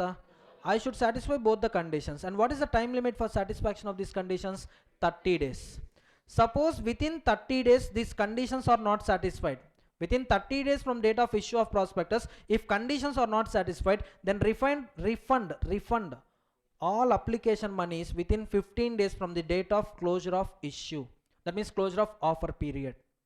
Suppose if conditions are satisfied, then proceed with allotment of securities. In case you proceeded with allotment, then company has to file return of allotment with ROC within 30 days of allotment. In case of no allotment, what is the timeline for refund, ma? 15 days from closure of issue. It's not closure of, it's not issue of prospectus. Issue of prospectus is for 30 days. Closure of issue, the time period is 15 days. In case of delay, directors, officers in default are liable to pay interest. How much? 15% per annum. Only for delay period. So for this 15 days, interest liability comes or not comes? Not come. For this 15 days, there will be no interest liability. Only for delay period, they are liable to pay interest. And what is the rate of percentage? Now, what is the rate of interest? 15%. Who will pay? Company or directors? Directors. In case of default in refund or in case of delay in filing PAS3 with ROC, the punishment will be company and officer in default will get punishment. What is the punishment? 1000 per day during such default period continues, maximum 1 lakh rupees. This is all about section 39. Next, section 40. Securities to be dealt with in recognized stock exchanges. So before making public offer, every company has to file an application with at least one recognized stock exchange, and it should obtain permission from majority of stock exchanges or all the stock exchanges, all the stock exchange with which it filed an application for listing. And you need to disclose the names of stock exchange in the prospectus. This is one part. Next one, you can use application money only for 2 purposes. One is either adjust against allotment or refund of monies in case of unable to allot. any waiver of the conditions in the prospectus. Prospectus containing a clause stating that waiver of conditions, waiver of any compliance condition, that clause becomes void. And in case of defaults, company minimum 5 lakhs, maximum 50 lakhs. Officer in default, minimum 50,000, maximum, this is the punishment. And in section 40, we are having one more concept, that is payment of underwriting commission. What are the conditions to be satisfied for payment of underwriting commission? AOA authorization, sources, either you can use company profits, revenue profits, or issue proceeds, sometimes both. And there is no restriction on payment of commission in cash or kind. You can pay commission either in cash mode or in kind mode also. And what is the rate of commission, ma? For shares, maximum 5% or rate mentioned in AOA, whichever is lower. For debentures, it is 2.5% or rate mentioned in AOA, whichever is lower. And this percent is applied not on face value but on issue price. No commission on securities not offered to the public. Okay, if securities are offered to the promoters, or if securities are offered to identified persons under private placement, underwriting commission allowed or not allowed? Not allowed. Disclosures and filings with ROC. Yes. Yes. Yes. Even in utilization of securities premium, we are having that point. Expenses connected with issue of securities, any discount or commission, we can utilize securities premium. Next one, global depository receipts. Who will issue depository receipts? Depository. Where he is issuing? Outside. So we call him as overseas depository. And the receipts, if they are offered in America, American depository receipts. Understood? Other than America, global depository receipts. Overseas depository will offer these receipts based on shares allotted by company. These shares are deposited with domestic custodian bank, and overseas depository will have a depository agreement with company and custodian agreement with the domestic custodian bank. And for issuing global depository receipts, board resolution, board resolution is for calling general meeting, and in that general meeting you need to take a approval of members, special resolution. And coming to voting right, until GDRs are converted into securities, GDRs, they are just receipts. And the value of GDRs depends on underlying asset, that is shares. These receipts can be converted into shares. Until such conversion, voting rights shall be exercised by overseas depository on behalf of overseas investors. After conversion, holders of securities can exercise voting rights in general meeting of company. Clear? Next one, private placement, last section. Private placement. Any offer or invitation to subscribe securities made to select group of persons through a document called private placement offer cum application letter. And what are the conditions? First, approval. What kind of approval we need? Special resolution. But if issue is connected with NCD, non-convertible debt, and if the proposed issue along with existing debt, if it is within the limits of section 180 subsection 1 clause C, that means 100% of paid up share capital free reserve securities premium, then board resolution is sufficient, or else special resolution is required. Next one, identified persons. Identified persons can be up to how many? 200. And this 200 is per security per financial year. While counting 200, you need to exclude qualified institutional buyers as well as employees. Next one, this limit is not applicable to NBFCs, housing finance companies. They need to comply their respective regulations. And offer made to persons in excess of 200 is deemed to be public offer. So here, private placement offer cum application letters shall be sent within 30 days of recording their names. Within 30 days of identifying them, we need to circulate this document among the persons whose names were mentioned in the record. Except to these persons, company should not circulate this document. Company is prohibited from advertising private placement, and company cannot provide benefit of renunciation. And all application monies received shall be deposited in separate bank account, and it can be utilized only for adjustment against allotment or refund of application monies. Note, in case of joint holders, amount shall be paid from bank account of first named person. Recently, I have gone through one case study. In that case study, in one company, it made private placement. It collected all the monies and it kept monies in company's bank account instead of separate bank account. Yes, ROC issued a notice to that company, and the reply from the company is, for opening separate bank account, we need 7 days time and we need funds urgently. And moreover, we made allotment of securities on the same day, and then only we started using funds. Like that, they gave reply. Now, authority, it will check genuinity of the transaction. If it is genuine, okay, urgency is there, and for opening bank account 7 days time period is there. Now authority may release company from those violations. Or else if authority, if ROC thinks that something happened, some conversion of black money into white money, or some ungenuine transactions happen, like that, if authority feel, what authority will order? Authority will order company to refund all those application money within 30 days of order. Getting my point, students? Everyone. So in case of joint holders, amount shall be received from which account? First named person, first named person in the joint shareholding. Next one, can we make new private placement? Yes, provided previous private placement should be either completed or withdrawn. Next one, what is the time limit for allotment? 60 days of receipt of application money. Within 60 days of receipt of application money, we have to make allotment. Or else refund within 15 days after expiry of 60 days. In case of delay, who will pay interest? Company or directors? Company. How much? 12%. From which date onwards? From expiry of 60th day. That means from 61st day onwards, interest calculation will start. Next one, filing of filing of written of allotment with ROC. It is in PAS 3 form. And what is the time limit for filing this form? 15 days. In case of default, company, promoters, directors, whether they are at default or not, immaterial, all these people will get punishment. How much is the punishment? 100 per day during such delay continues up to 25 lakhs. A non-compliance of section 42, then punishment is company, promoters, directors, each person should pay penalty. How much? Amount raised through private placement or rupees 2 crores, whichever is lower. And we had form numbers, we had 5 forms actually. PAS 3, you all know, written of allotment.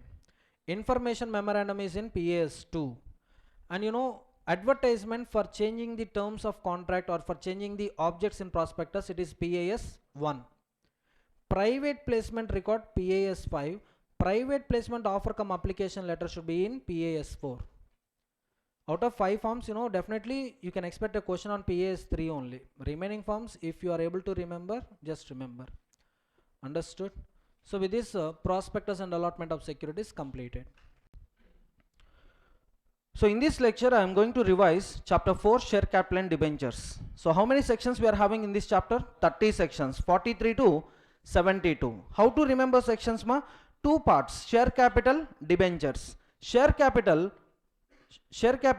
43 to 70, debentures 71. And next one, nomination is available for both securities, that is 72. Now coming to share capital, here we are having 4 concepts: basics, issue, transfer, publication. Basics, issue, transfer, publication. Coming to basics, kinds, nature, numbering, 43, 44, 45. You will find all these 3 ingredients in a certificate of share, which is section 46. Next one, holding this share certificate, you will get some rights and you will also get obligations. So rights available because of holding this certificate of share is voting rights, and variation of rights is also possible. And the obligation you are getting because of holding this certificate of share is calls on shares. If you pay any extra amount, it is calls in advance.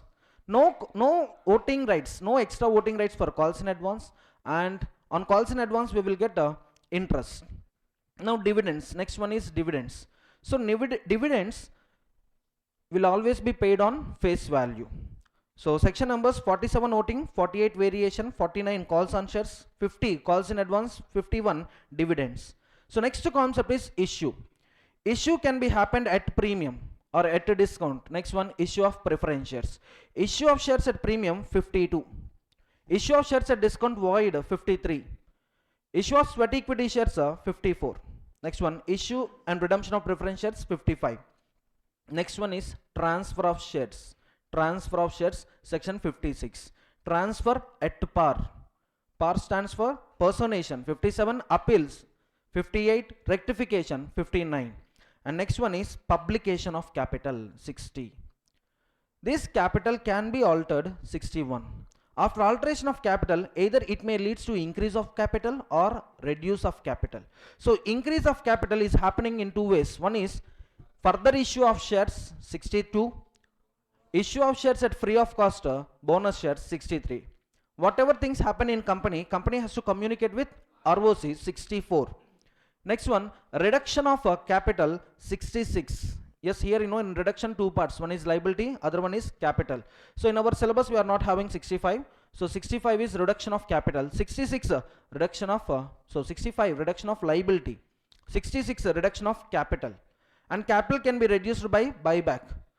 Okay, so what are the restrictions for purchase of its own shares? 67. Conditions for buyback 68.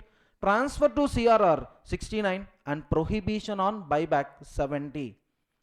Is it clear? Next one, starting with section 43. First of all, what is a share? Share means share in the share capital of the company and includes stock. That means the provisions, the chapter 4, the provisions of share capital applies not only to share but also applicable to stock. So what is the difference between share and stock? Share is a unit in the share capital. Share may be partly paid up, fully paid up, and shares can be issued directly. But coming to stock, it is a collection of shares. Transferability point of view, stock is better than share because shares are not available in fractions, but stock is available in fractions. And can a company issue partly paid up stock? No. Can a company issue partly paid up stock? No. So stock should be fully paid up. And company cannot issue stock directly. First it will issue shares. If those shares are fully paid up, then company, on the request of members, company can convert those shares into stock. Which kind of shares? Fully paid up or partly paid up? Fully paid up. So can't be issued directly, conversion of fully paid up shares. Next one, section 43, kinds of share capital. How many kinds we are having? Two kinds. Equity share capital, preference share capital.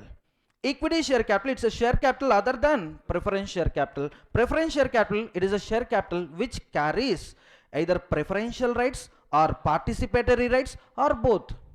Either preferential or participatory or both. Everyone. So preferential rights, compared with equity shareholders, preference shareholders will get priority with respect to payment of dividend, redemption of capital. Participatory right means after payment of equity dividend, whatever profit is available in the company, after settlement of equity shareholders, whatever surplus is there in the company at the time of liquidation of company, in this surplus, which is surplus after settlement or before settlement? After settlement of equity shareholders. In this surplus, who will also get share? Preference shareholders will also get right. So those preference shares are known as participatory rights. Now preference share capital is a share capital. Either it may have preferential rights or it may have participatory rights or it may have both. Clear? Next one. General presumption. If AOA is silent, all preference shares are non-participative, cumulative. Now tell me, preference shares, can a company issue irredeemable preference shares? No. That means company can issue only redeemable preference shares. Suppose if company want to issue convertible preference shares, or if company want to issue non-cumulative shares, if company want to issue participative shares, exclusive point should be provided. So without inclusion of these points, generally preference shares are non-participative, cumulative, non-convertible. Everyone. See, for issue of preference shares, members approval is required. Special resolution is required. Yes or no? Is this resolution required only for convertible preference shares, or is this resolution required for non-convertible preference shares also? I'm asking you a question. Special resolution is required when, if preference share is a convertible or if preference share is a non-convertible, both the situations we need special resolution. Answer is both the situations, because compared with equity shareholders, these fellows are getting priority. That means whose interest is getting affected? Equity shareholders' interest is getting affected. Any confusion? Everyone. So whether it is convertible or non-convertible, immaterial, we have to take special resolution. Convertible, dilution of control is there. In case of non-convertible, interest is getting affected by way of giving priorities. By way of giving priorities, their interest is getting affected. So in an examination, if a question is asked like this, company is planning to issue non-convertible preference shares, is company required to pass special resolution at general meeting or not? Answer is yes, special resolution is required. Next one, equity share capital, two types. How many types? Normal voting rights, differential rights. Normal voting rights, each share will give you equal voting rights. Each share will give you equal voting rights. In case of poll, 1 share equal to 1 vote, 10 shares equal to 10 vote, provided all these shares are fully paid up. As you all know, in case of poll, a person voting depends on his holding of paid up share capital in the company's total paid up share capital. Suppose this fellow is holding partly paid up shares, and company is having other class which is fully paid up. Now definitely 1 share equal to 1 vote concept will not come. 1 share equal to 1 vote concept comes only when company is having fully paid up shares, fully paid up equity shares. Clear? Coming to differential rights, here 1 share need not be equal to 1 vote. As I told you, differential rights are of two types: inferior voting rights, superior voting rights. Inferior voting rights maybe 10 shares equal to 1 vote, whereas superior voting rights 1 share equal to 10 votes. Now tell me, which shares promoters will take, which shares will public take? Public will take high dividend voting, high dividend rights shares, whereas public will take high voting rights. Understood? So here dividend may be, promoters will take high voting, whereas public will take high dividends. Yes or no? So public will think about this kind of shares because here dividend is high, whereas promoters will take about these shares because for them dividend is not a matter, for them voting rights is a matter. Clear? Okay, next one. For issue of equity shares with the differential rights, company has to satisfy certain conditions. And what are those conditions? MOA default, default MOA. One second. Yeah, company should satisfy conditions. The condition is MOA default.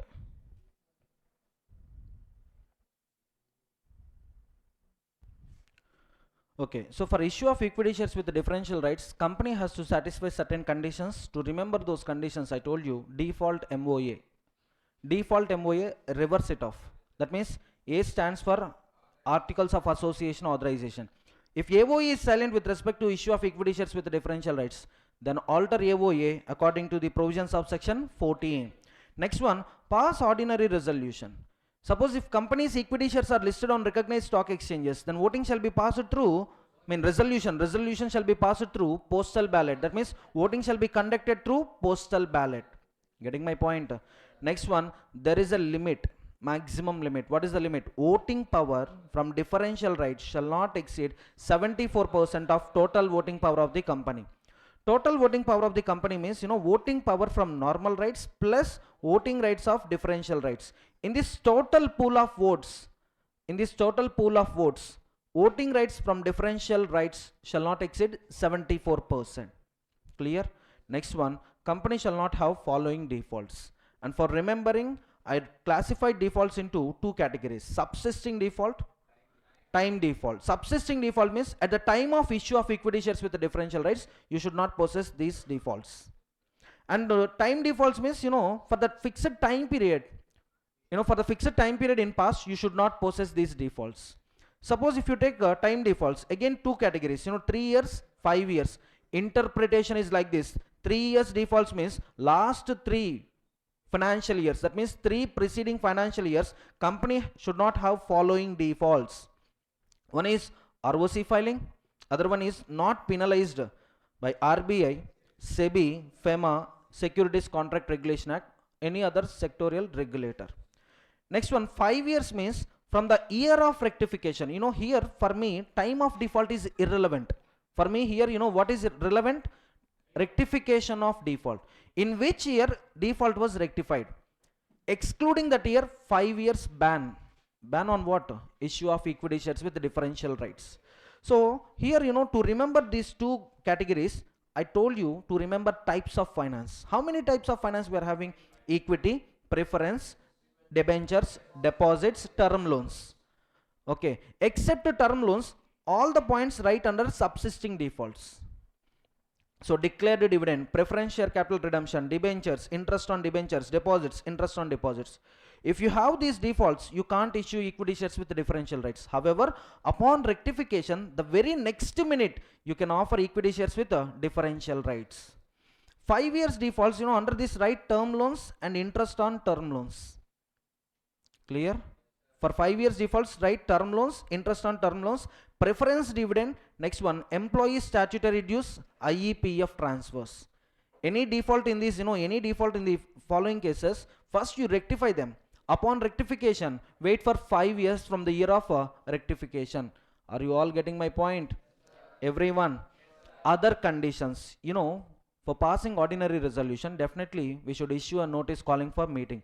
Along with the notice, you need to attach a document called explanatory statement. In explanatory statement, provide information regarding issue of equity shares with differential rights, issue size, and the specialities, extra voting rights are, extra dividends are, like that. Everything you need to provide in explanatory statement. Next one, conversion of normal rights into differential rights, differential rights into normal rights, allowed or prohibited? Prohibited. Disclosures in board report. Next one, rights of equity shareholders. I told you, differential rights holders, normal rights holders, they will have same rights except voting and dividends. Except voting and dividend matters, all other rights, right to attend general meeting, right to get share in profits, right to be consulted, every right, all shareholders are entitled to, whether he is holding equity shares or different equity shares with normal rights or equity shares with differential rights. If company issues right shares, both will get right shares. If company issues bonus shares, both will get bonus shares. But the point is, if you are holding a normal right, you will get normal right only. If you are holding differential rights, under bonus you will get only differential rights. Interchange, possible or not possible? Not possible. Next one, particulars to be maintained in the registers maintained under section 88. So these are the other conditions, for issue of equity shares with the differential rights. Next one, note, section 53 shall not apply to two companies. What are those two companies? Private company, specified IFSC public company, provided MOA AOA of a company so provides. That means what? MOA AOA shall contain a clause stating that section 43 is not applicable to us. If section 43 is not applicable to us, if section 43 is not applicable to us, if this point is not there in MOA AOA, then section 43 is applicable to specified IFSC public company as well as private company. Very simple, ma. If AOA is silent with respect to section 43, then section 43 is applicable to both the companies. If it provides otherwise, means section 43 is not applicable to us, then section 43 is not applicable only to IFSC public companies as well as private companies. Clear? Everyone. Next, 46, 44, 45, very small sections. What is 44? Nature of shares. What is the nature of a share? The nature is movable property. Similar to goods, you can transfer shares, but transfer of shares is affected by AOA of the company. If your company is a private limited company, yes, definitely there will be restrictions on transfer. If your company is a public limited company, obviously there will be no restrictions on transfer. Clear? 45, numbering. Same numbering or distinctive numbering? Distinctive numbering. I'm talking about numbering of shares. I'm not talking about share certificate. Share is different, share certificate is different. Share means share in the capital. Share certificate means it's a document showing title. In that document, how many number of shares are mentioned, you are owner for those number of shares. So certificate of shares, share certificate means it's a document showing title. Share means, it's a share in the capital of the company. So share means unit of the capital, whereas share certificate means document showing title of the person. Yes or no? Next one, share certificate, it's a prima facie evidence of the title provided it is issued under common seal of the company. No common seal, then two directors has to sign share certificate. In case company is having secretary, then one director and one secretary has to sign certificate of share, then only certificate of share is valid. Because of share certificate, company cannot deny ownership of the member. Company cannot increase the liability of the member. On the share, suppose face value 10 rupee, paid up value is 10 rupee. Now what is the liability of member? 0. Company cannot increase liability of the members by issuing share certificate. First one, no deny of ownership. Second one, no increase of liability. With respect to demat form of securities, record maintained by depository is a prima facie evidence that you are owner of the shares. If shares are in material form, then what is the prima facie evidence of title? Share certificate. Everyone. Now this section 46 is not only talking about original share certificate, it is also talking about duplicate share certificate. See, duplicate share certificate arises in two cases: when original certificate is lost or destroyed, or it is damaged or torn. In case of lost or destroyed, your application should be supported with indemnity bond. In case of damaged or torn, your application should be supported with original share certificate. And you know, these share certificates are in which form? SH1. And for getting duplicate share certificate, you need to deposit a fees not exceeding 50 rupees per certificate. Rupees 50 or AOA, whichever is lower ma. Rupees 50 or rate mentioned in AOA, whichever is lower. And disclosure is very important. On duplicate share certificate, a clear-cut disclosure of, you know, this share certificate issued in lieu of original share certificate number. So this disclosure is important. Next one, what is the time limit for issue of duplicate shares ma? Sorry. What is the time limit for issue of duplicate share certificate? 45 days in case of listed company, 3 months in case of unlisted company. Everyone? Next one, register. Maintain register in form SH2 with respect to duplicate share certificates. Next one, entries. Who will authenticate entries in this register? Either company secretary or authorized person. Who will authorize that person? Board. Any person authorized by board. So simply board authorized person. Clear? Next one, issue of duplicate share certificate with an intent to defraud. Then punishment. Officer in default will get punishment under section 447. Whereas company minimum fine how much? 5 times of face value of shares. Maximum fine 10 times of face value of shares or 10 crores, whichever is higher. This higher limit is there only for maximum fine. Don't get confused ma. Minimum it is, you know, not less than 5 times of face value of shares, and it is it will be extended up to 10 times of face value or 10 crores, whichever is higher. This is all about section 46. Next one, 47, voting rights. 47, voting rights. So here, you know, shares, kinds of shares. How many kinds we are having? 2 kinds. Equity, preference. Who will get voting power on all resolutions in general meeting? Equity shares. And who will get voting rights on, you know, matters affecting their rights? Winding up of the company, reduction of the capital, preference shareholders. And if preference shares dividends are not paid for a period of 2 years or more consecutively, then preference shareholders will also get voting rights in addition to equity shareholders. And once you discharge their dividends, once you pay those dividends, you know, then dividends not paid concept will not rise. That means their voting rights will be stopped. Everyone. So in case of show of hands, 1 member, 1 voter, 10 votes are 1 vote. In case of poll, equity shares with voting rights, normal voting rights, 1 share equal to 1 vote, provided every share of the company is fully paid up. Equity share with the differential rights, it depends on terms of issue. Next one, this is very important point. Everyone told wrong answer. Everyone told wrong answer when we solved that multiple choice question. In case of Nidhi company, voting power of a member is restricted to 5%. Suppose if he is holding 1% paid up share capital, 1% voting right. 2% paid up share capital, 2% voting rights.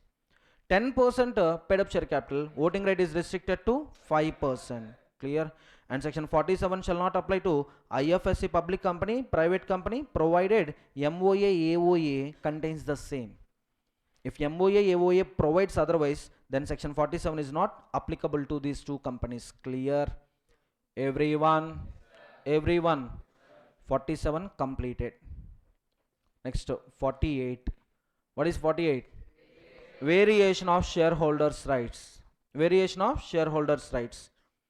4 points you need to remember under section 48. One is, variation is permitted only if these 2 conditions, any of these 2 conditions are satisfied. But before that, you know, this section is not applicable to all companies. This section is applicable to companies having share capital which is divided into different class of shares. This is important point ma. Companies having share capital which is divided into different class. Suppose if company is having same class of shares, so variation, you know, general meeting will take care of it. I told you, you know, company had equity shares and company issued preference shares. So preference shares, you know, 10% preference share capital redeemed after 10 years. Now what is the right of a preference shareholder ma? Every year he is entitled to 10% dividend, and after 10 years he is entitled to capital. Now if you are changing the rights of preference shareholder, then section 48 is applicable.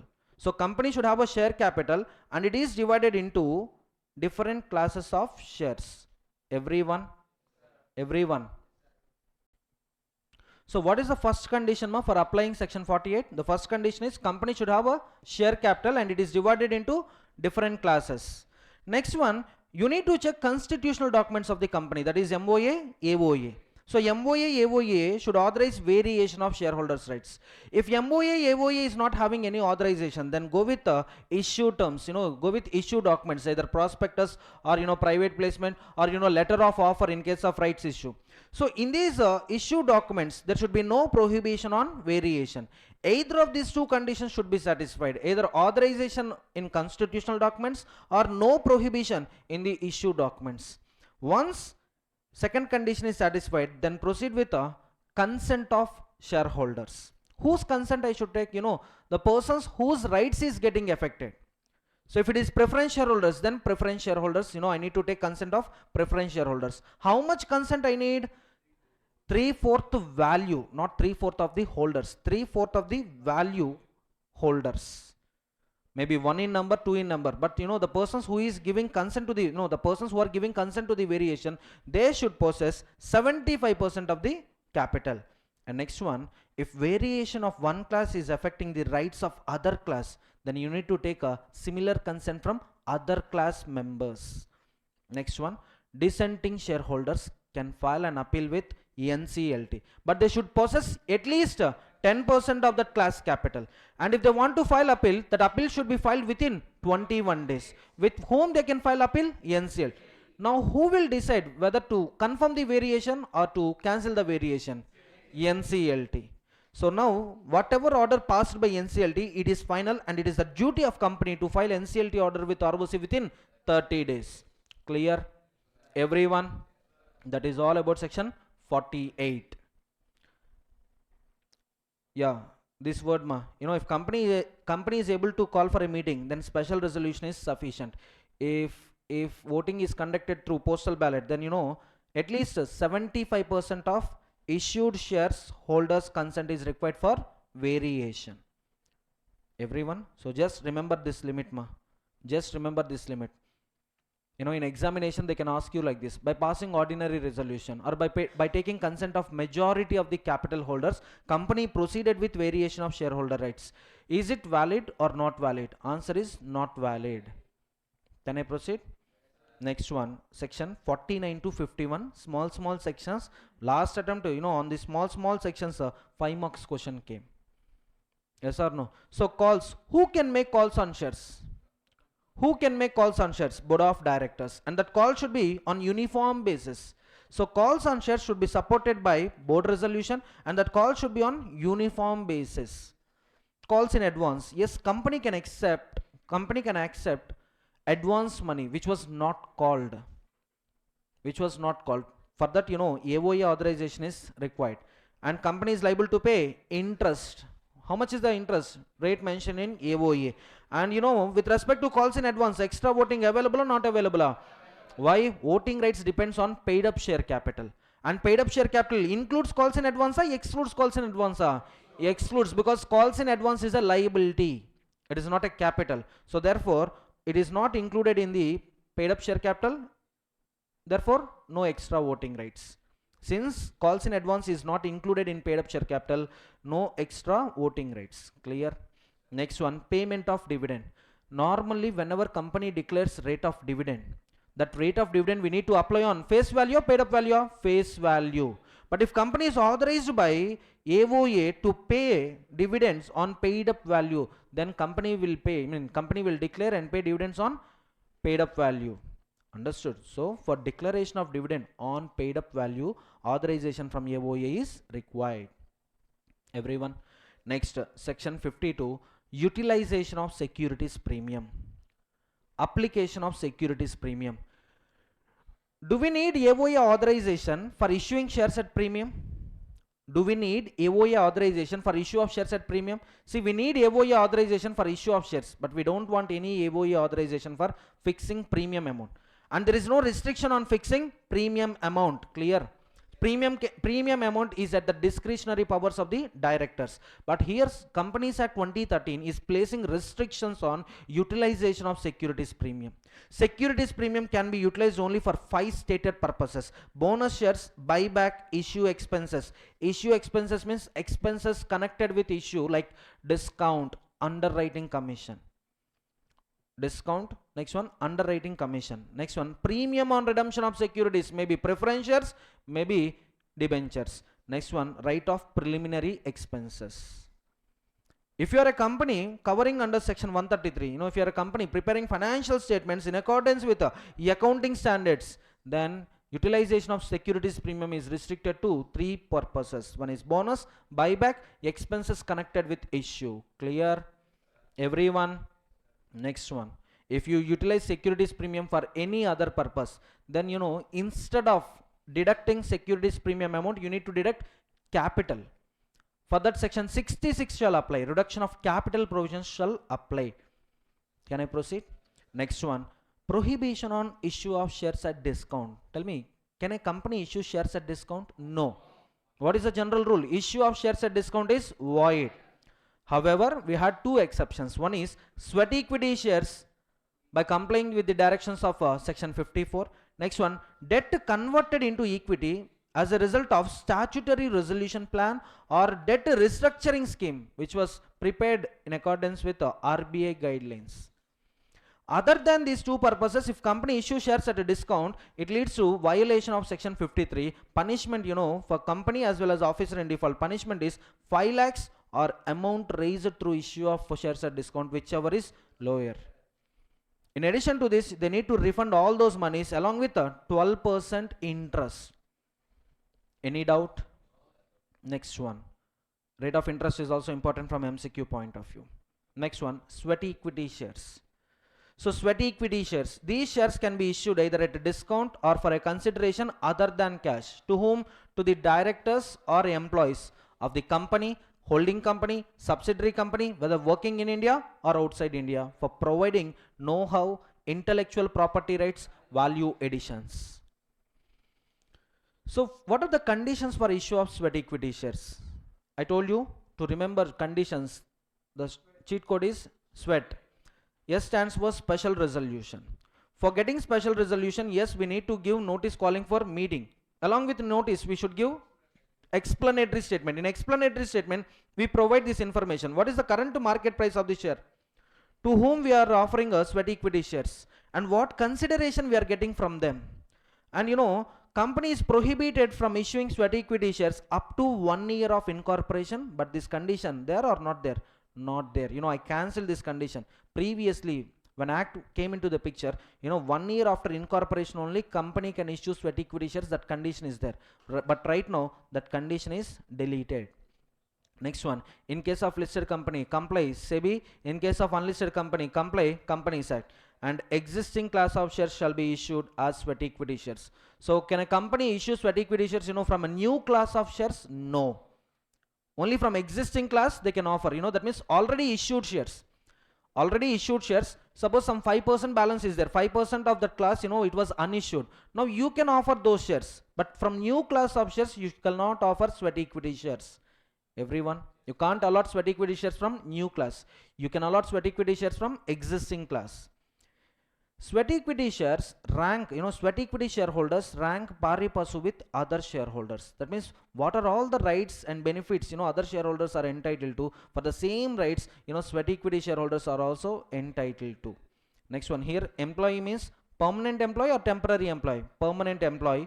Director, whether whole time or not, working in our company, subsidiary company or holding company, either in India or outside India. And some special note points. Sir, within what time period I should complete issue of sweat equity shares? 12 months from the date of special resolution. And what is the limit on sweat equity shares? In a year, company can issue sweat equity shares up to 15% of existing paid up share capital or rupees 5 crores, whichever is higher. But during the lifetime of the company, sweat equity shares shall not exceed 25% of existing paid up equity share capital. Everyone, Whereas for startup companies, up to 10 years of incorporation, the limit is not 25%, the limit is 50% of paid up equity share capital. Everyone? Everyone. And what is the lock-in period? 3 years from the date of allotment. 4 years, 5 years, not permitted. You know what is the lock-in period? 3 years. Valuation of shares. You know who will value the share? Registered valuer. Who will value IPR, know-how and value additions? Registered valuer. So based on this, company can proceed with accounting, accounting treatment. If company is getting depreciable asset because of employee efforts, then carry it to balance sheet. If nothing is getting, that means, we are not getting any asset, we are not getting any intellectual property rights, we are not getting any know-how things. In that case, record it as an expenditure, charge to profit and loss account. Clear? Everyone? If those shares are given to the directors, then it is considered under remuneration paid to directors. If it is paid to normal employees, then it will be considered as employee benefit expense. Any doubt? Next one, disclosures in board report, maintenance of registers. Separate disclosures are required in the registers regarding sweat equity shareholders. So with this 54 completed, one page, all points I covered. Okay. Next one, 55. Issue and redemption of preference shares. Section 55 is dealing with two things, not only issue but also redemption. And here redemption includes deemed redemption. That means redemption means actual redemption as well as deemed redemption. For issue of preference shares, what are the conditions a company should satisfy? It should get authorization from AOA, special resolution by its members, equity shareholders, and no subsisting default at the time of issue of preference shares. What defaults are? Payment of preference dividend, redemption of preference capital. With these defaults, come on, tell me, can a company issue sweat equity shares? No. And company can issue only redeemable preference shares. And what is the maximum tenure of the preference shares? 20 years. For infra companies, it's not 20, it's 30 years. Everyone, 30 years. Whereas redemption shall happen from 21st year onwards, minimum 10% every year. So these are the conditions for issue of preference shares. And what are the conditions for redemption of preference shares? First of all, shares should be fully paid up. Redemption of partly paid preference shares, allowed or not allowed? Not allowed. Redemption is allowed only when preference shares are fully paid up. And in this redemption, we are having two components. One is nominal value, other one is premium. For nominal value, that means face value, company can utilize its divisible profits, or it can utilize issue proceeds of shares. If company decides divisible profits as an option for redemption of preference shares, then nominal value of shares so redeemed shall be transferred to CRR, and CRR shall be utilized only for one purpose. That one purpose is issue of bonus shares. Next one, for premium on redemption, yes, company is having two alternatives. One is two sources. For redemption of, for premium on redemption of preference shares, company is having how many sources? Two sources. Company profits, securities premium. However, securities premium source is not available to companies which are covered under section 133. That means companies which are preparing financial statements in accordance with accounting standards schedule 3, as you all know, for them securities premium option is not available for premium on redemption of preference shares. Can I? Next one, issue of further redeemable preference shares. Issue of further redeemable preference shares.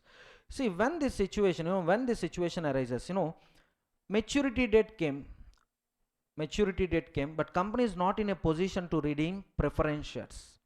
Company is not in a position to pay preference, company is not in a position to redeem preference shares. In that case, what is the outstanding capital and what is the dividend due? Just calculate it. Covering those two amounts, company can issue new shares. But for that, company is required to get consent of preference shareholders. How much consent? 3/4 value. 3/4 value holders. That means 3/4 of the capital holders. From them we need to get consent. Next, proceed with application with NCLT. NCLT will give approval provided dissenting shareholders shall be redeemed. Now, because of this deemed redemption, any increase in preference share capital or any reduction of share capital, we are not going to apply increase reduction of share capital provisions here. I told you existing preference share capital 20 lakhs. Dividends outstanding, for example, cumulative shares, dividends due is 2 lakhs. Now you can issue shares up to 22 lakhs. So if you observe carefully, existing capital is 20, now it is becoming 22, but this is not increase. This is not to be considered as increase. Next, suppose out of 22 lakhs, I got permission only from 80% of the capital holders. And I didn't get consent from 20%. So for 20%, what I'm doing? I'm doing actual redemption. Understood? So 80% means 22 lakhs into 18% means 80% means maybe 17.6 lakh. So now I am issuing preference shares covering which value? 17.6 lakhs. So if you observe, what is my original capital? 20. And what is the result after issue of further redeemable preference shares? 17.6. So if you observe, there is a reduction of capital, but reduction of capital provisions shall not apply here. Everyone, in one attempt, a question came on this concept. So company is not in a position to redeem its preference shares. What alternative company is having? Advice board of directors. So what company can do? With the consent of 3/4 of the value holders and with the approval of NCLT, company can convert existing preference shares into new preference shares. So issuing further redeemable preference shares. NCLT will give approval subject to redemption to dissenting shareholders. Can I? 55 also completed. Next one, 56. What is 56? Transfer and transmission of securities. How many parties are required for transfer? 2 parties. One is transferor, other one is transferee. What is the effect of transfer, ma? What is the effect of transfer?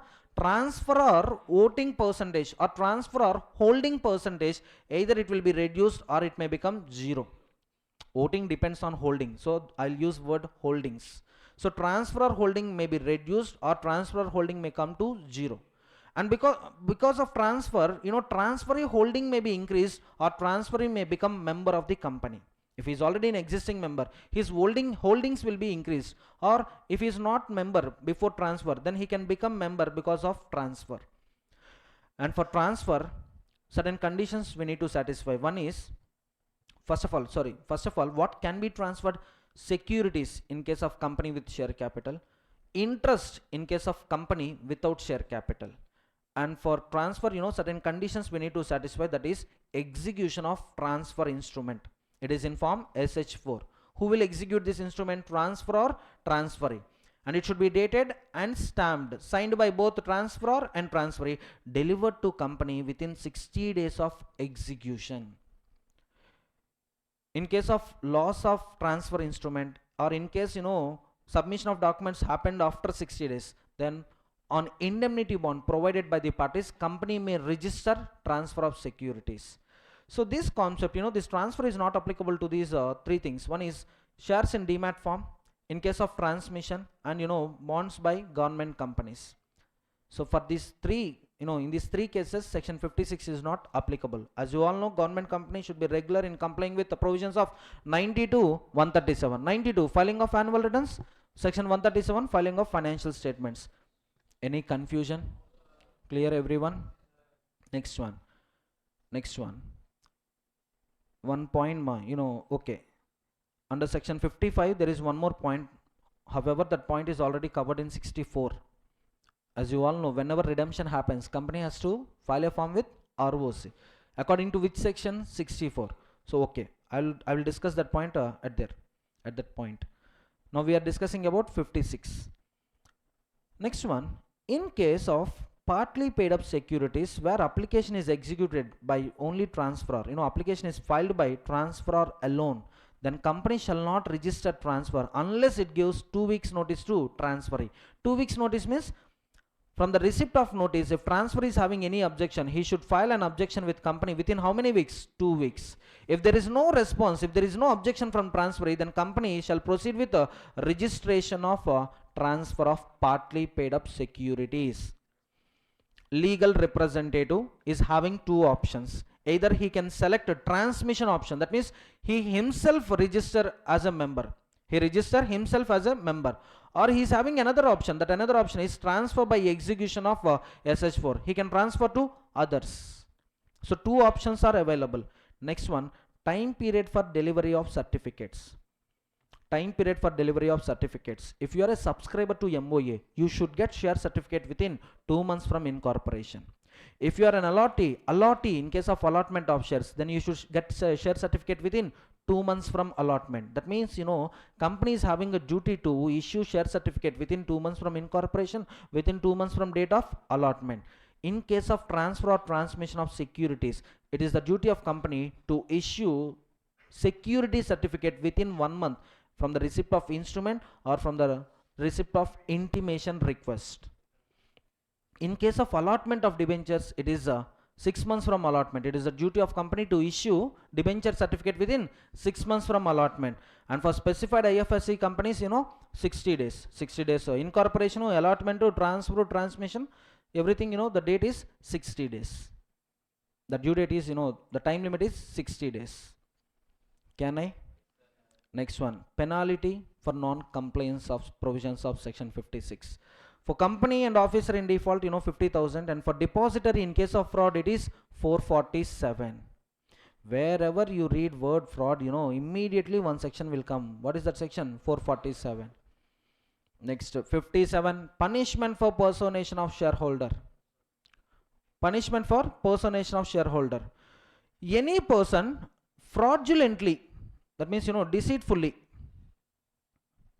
personates owner of any security or any interest in a company without share capital or share warrant or coupon, and obtains or attempts to obtain security, interest, share warrant, coupon, any money dues on those certificates, any money due on those coupons, share warrant, shares, then imprisonment will be 1 year to 3 years and fine 1 lakh to 5 lakhs. So two conditions to be satisfied. One is, deceitfully personates and obtains or attempts to obtain following things: security, interest, share warrant, coupon. I'm using the word C. Security means it is applicable to company with share capital. Interest means company without share capital. Getting everyone? Next one. So what is the punishment? Imprisonment 1 to 3 years. Fine 1 to 5 lakhs. 1 to 5 lakhs. Chance is there. This provision can be tested for 3 marks. Chance is there. So far not yet asked. So they may ask you either in multiple choice question 2 marks or descriptive question 3 marks. First they will narrate the story according to these conditions, and they will ask you to write consequences. So now it is very important to remember punishment. Yes or no? Okay, fine. Next one, forged transfer. Forged transfer means here transfer or signature is valid or forged? Forged. And what is the effect of forgery? Null and void. It is void ab initio in fact. That means, is that instrument of transfer valid or invalid? That means ownership will be with whom? Original owner. It is the duty of company to restore his membership, and it is the duty of company to pay all the benefits to the original owner. Next one, forged transferee. He is liable to indemnify company. And innocent transferee, that means, forged transferee means he is getting shares from original owner, and forged transferee is selling shares to innocent transferee. In this case, innocent transferee will have a right to claim compensation from company. That means company is having a duty to compensate innocent transferee. So company point of view, company is liable to original owner, and if shares are transferred to innocent transferee, then company is also liable to innocent transferee. Whatever damages, whatever losses company incurred, company can claim those losses from forged transferee. Hello everyone. Next, 58. What is section 58? A refusal of registration of transfer or transmission and appeal against refusal. So here company, it's the duty of company to issue notice of refusal to transfer or transferee and a person making intimation of transmission. Within how many days? 30 days. If reason is okay, no problem. If reason is not okay, then transferee, a person making an intimation for transmission, can file an appeal with NCLT. And what is the time limit? If he is receiving notice of refusal, it is 30 days from notice of refusal if he is a member of private company, 60 days if he is a member of public company. In case of no notice of refusal, then within 60 days of delivery, in case of private company, delivery means delivery of documents for registration, delivery of instrument of transfer, or delivery of intimation for transmission. So delivery means submission of documents with company. 60 days of delivery of documents with company in case of private company, 90 days of delivery in case of public company. Everyone. Next one. Now NCLT is having following powers. Either it may dismiss the appeal or it may order company to register, transfer or transmission, and it is the duty of company to comply the order within 10 days of NCLT order. Any contravention, the person who is responsible for contravention, imprisonment 1 year to 3 years and fine 1 lakh to 5 lakhs. So this is all about section 58. Next 59, rectification of register of members. Rectification of register of members, this comes into the picture because of wrongful inclusion of person as a member, or wrongful omission of a member details from register of members, or companies making unnecessary delay, unwanted delay in updating the registers. Now aggrieved person or member or a company can file an appeal with NCLT or competent court outside India in case of foreign registers. If that mistake is in foreign register, if foreign member wants to file an appeal, he can file appeal with whom? Competent court in India or outside India? Outside India. Now NCLT or competent court outside India is having following powers, either to dismiss the appeal or order company to rectify the register. So comply the directions ma. And one more point, 58, for filing appeal there is a time limit, 30 days, 60 days, 60 days, 90 days, time limit is there. Whereas for section 59, time limit is not available, but application shall be filed within reasonable time. And there will be no restriction on transferee rights unless voting rights are suspended by NCLT. Once appeal is filed with NCLT, until that appeal is closed, there will be no effect, no restriction on rights of the transferee. Suppose if NCLT suspends voting rights of the transferee, then transferee cannot exercise voting rights at a general meeting. Everyone, not only general meeting but also postal ballot. Can I proceed? Can I? Next, section 60. If you are publishing authorized share capital on any official publications, in addition to paid up authorized share capital, you need to publish subscribed capital as well as paid up share capital. If you are advertising your authorized share capital, then it's your duty to advertise subscribed share capital as well as paid up share capital. Default, company 10,000 rupees, officer in default 5,000 rupees per default. Of course, section is not there in our syllabus, small section I told you. Next one, 61. What is 61? Alteration of capital. Power of limited company to alter its share capital. What are the conditions? 3 conditions. AOA authorization, ordinary resolution from members, ROC filing. And in how many ways I can alter capital? In 5 ways. Either I can increase or decrease, or I can consolidate and divide, or I can split, or I can convert shares into stock, reconversion of stock into shares. But in case of consolidation and division of shares, if there is any change in voting powers of the members, then prior consent of NCLT is required. Without prior consent of NCLT, consolidation and division is not possible where voting rights of the members is getting affected. Everyone? Okay. Next one, section 62. What is section 62? Further issue of share capital. Of course, not applicable to Nidhi company. Issue of further shares. How many options I am having? I'll go with existing members, or I'll go with employees, or else I'll go with others. Others, again 2 types. Identified persons, this benefit is available to both private companies and public companies. Can OPC select this option of others? Can OPC select the option of employees? No. Why? Minimum and maximum number of persons in OPC shall not exceed. Maximum number of persons in OPC shall not exceed. Minimum it shall not fall below 1. If it is falling below 1, nominee becomes member. If they want to increase number of members, then section 18, conversion of companies. Hello? Okay. So yes, in case of others, 2 options. One is identified persons, available to both private company and public company. Next one, the second category is public at a large. Of course, public at a large is available only with public companies. For that, you need to comply which chapter rules? Chapter 3, Prospectus and Allotment of Securities and rules made thereunder. Understood? If you're going with existing members, prepare a document called a letter of offer. Dispatch this letter of offer at least 3 days before opening of offer. And offer period is minimum of 7 days, maximum of maximum of tell me, maximum of 30 days. Actually minimum 15 days or such lesser number of days as may be prescribed. As per rules it is 7 days, maximum it is 30 days. Clear? Next one, of course this time period can be reduced in private limited companies with 90% consent of the members. Next one, renouncement, available or not available? Available. Default available. Publish the same in letter of offer. If company articles is prohibiting renouncement, then renouncement benefit is not there.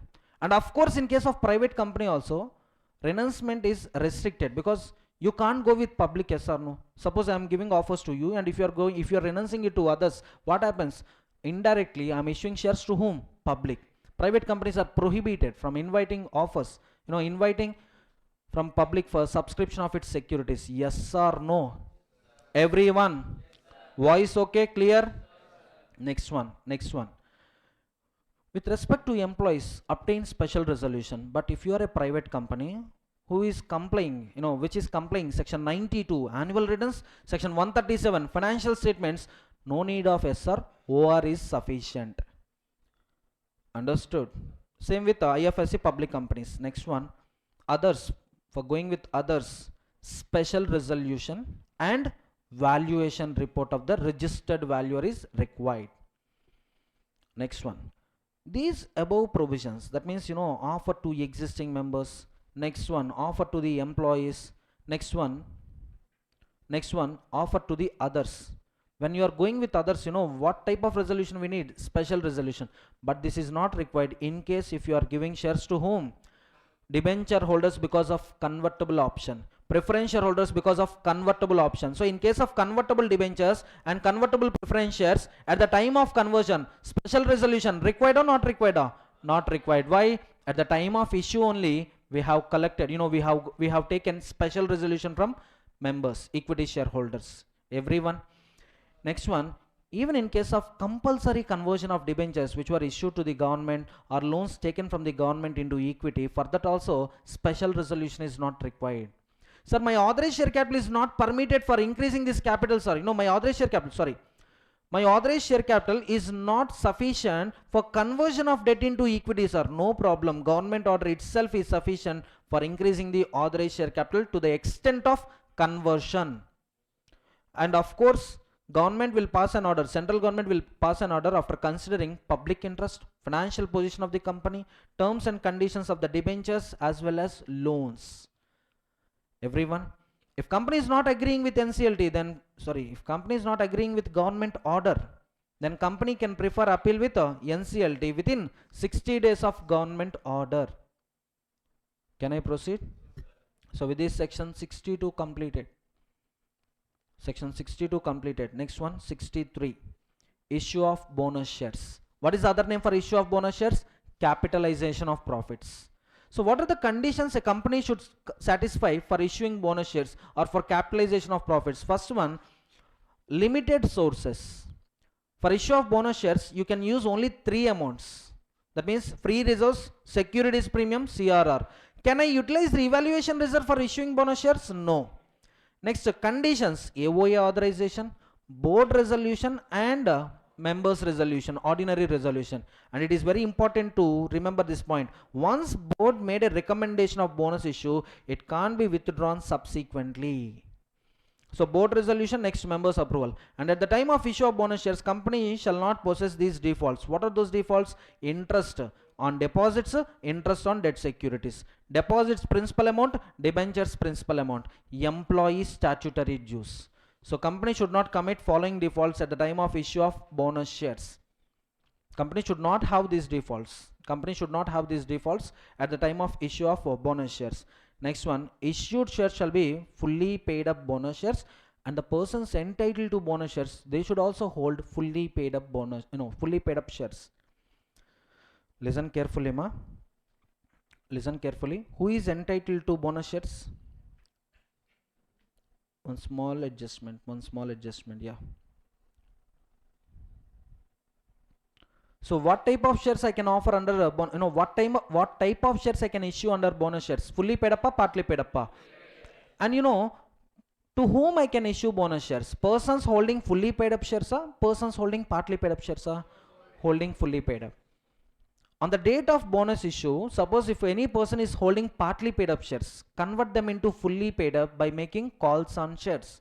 Once partly paid up shares are converted into fully paid up, then company can offer bonus shares.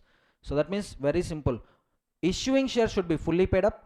Recipient, the person receiving bonus shares, should also possess fully paid up shares. And bonus shares shall not be issued in lieu of dividend. Okay.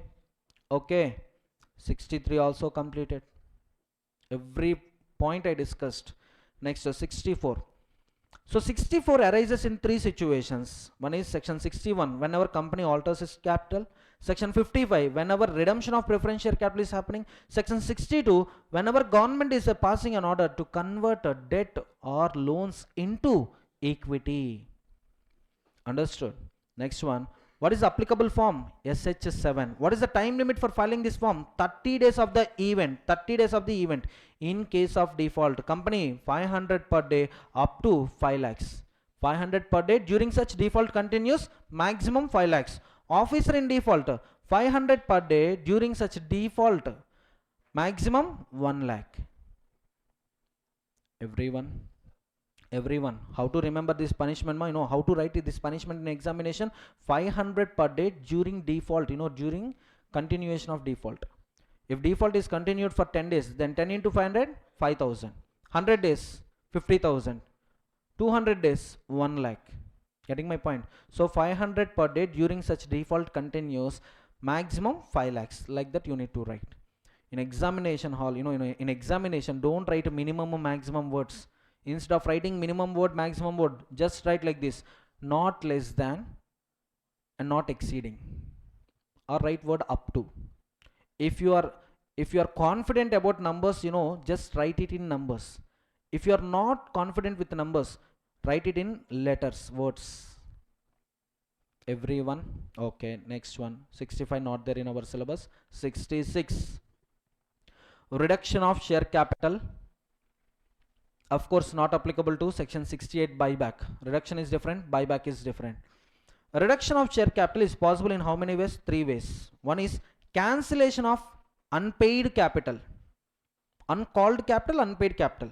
Next one, cancellation of unrepresented capital, the capital which is not available in the form of assets. Next one, cancellation of unwanted capital. That means, amount in excess of wants. Whatever amount we need, we are having more amount. Suppose we need 10 lakhs, but we are having 12 lakhs. In that case, pay off that excess amount, and maybe you can cancel that unwanted capital. If you cancel unwanted capital, unrepresented capital, there may be extinguishment of liability of members, or there may be reduction of liability, or there may be, without extinguishment, without reduction of liability also. I told you, face value 10 rupee, paid up value 8 rupee. If I am reducing this 10 to 8, then members liability becomes 0. It is nothing but extinguish. Suppose if I am reducing this face value 10 to 9 and my paid up value is 8 rupees, 9 minus 8 how much? 1. What is my original liability? 2. But now my liability is getting reduced to 1. So reduction. Next one. So what are the conditions a company should satisfy for reduction of capital under section 66? So the conditions are, first of all, this section is applicable only to 2 companies. How many? 2. What are those companies? Limited by shares, limited by guarantee with share capital. And that company shall not have following defaults. That is, repayment of deposits, interest on deposits. Understood? Everyone? And it has to file an application with NCLT. Along with application, it has to submit copy of special resolution, copy of minutes of the meeting, list of creditors, auditor's certificate regarding accounting treatment in books of accounts. Now after receiving that application, what NCLT will do? Immediately NCLT will send a notice to 4 persons, CG, ROC, SEBI creditors. And NCLT will give time of 3 months for making representations. If no representation is made by these parties within 3 months, then NCLT will proceed with a confirmation of reduction. By passing an order, it will confirm reduction. But before passing order, it will ensure that all creditor dues discharged or properly determined and secured and they were consented. That means approval of creditors is there. And it will also check auditor's certificate regarding accounting treatment in books of accounts with respect to reduction of capital. And then it will pass an order. Immediately after getting this order, publish this order in 2 newspapers. And also file NCLT order with ROC. Register NCLT order with ROC within 30 days of receipt of order or 30 days of date of order of NCLT. That is certified copy of NCLT order and minutes approved by NCLT. In that minutes you will find what is the revised share capital, how many number of shares there, and what is the reduced what is the revised face value and what is the revised paid up value. The difference between revised face value and revised paid up value is the maximum liability of the member subsequent to reduction. Everyone? Now if company commits any of these errors in the process of getting approval of NCLT, if company commits these errors, what errors? Concealment of creditor. A creditor is entitled to object reduction of capital, but that creditor name you didn't mention in the list. Concealment of creditor, or company made a default under provisions of IBC. Then what liability members will get? Persons who are members at the time of registration of reduction of capital with ROC gets their original liability. So before reduction, what is their original liability? That liability comes into the picture, and not present members. Not present members. Present members will not get this liability. Persons who are members at the time of registration of NCLT order with ROC, only those persons will get this punishment. In fact, it's not punishment. Get back to their original liability. Whether company is active, whether company is doing business, or whether company got liquidated, these people are liable. Next one. And a officer, director who made this kind of frauds, concealment of creditors, misrepresents nature of creditor. Suppose he is a secured creditor, but we are showing him as a unsecured creditor. Suppose his amount due is, amount due to that person is 20 lakhs, but we are showing it as 20,000. Next one, any director who abets or privy to above frauds, then these directors will get punishment under section 447. I'm not punishing all the officers, I'm not punishing all the directors who are responsible for default. But here default means we are writing in detail the person who is responsible for concealment of creditor, the person who misrepresents the nature or the amount of the creditors, and the person already aware of these facts. If he is not opposing these frauds, then that person also gets punishment under section. Actually, who will get that punishment? Company has to file application with NCLT, yes or no? That application will be signed by authorized representatives of the company. So those people are responsible. Section 66 also completed. Single page, single section. Can I? 67. What is 67? Restrictions on purchase by company or giving of loans by it for purchase of its shares. Here 3 points you need to remember. Company limited by shares, company limited by guarantee with share capital. This section is applicable only to 2 companies, and if you remember, these 2 companies are common in above section also. In above section 66 also I talked about these 2 companies. So they have no power to buy its own shares unless reduction of capital is affected. Unless reduction of capital is affected, that means 68, unless 68 is complied, no problem. If section 68 is complied, no problem. 68 is not complied, then 67 comes into picture. So as per section 67, no power to buy its own shares. Next one, this section is not applicable to, come on, tell me, this provision is not applicable to Nidhi company. Next point, no public company directly or indirectly loan, guarantee, security, financial assistance to any person for purchase or subscription of the company shares. So directly or indirectly it cannot finance anyone, it cannot guarantee any person, it cannot provide security to any person so that the person is purchasing or subscribing the shares of the company. Not only our company but also holding company. Understood? But to this rule we had how many exceptions? 3 exceptions. For banking company, as long as it is doing a business, as long as it is giving loans under ordinary course of business circumstances, ordinary course of business, then banking companies are exempted under this section. Next one, scheme. Under a scheme, company can finance a trustee, but for that scheme, special resolution is required, and that scheme is for the benefit of employees, and the scheme, the trustee is acquiring only fully paid up shares. In case of listed companies, the trustee can acquire shares from stock market. Purchase of shares can be happened at stock market. In case of unlisted companies, valuation should be done, at what price.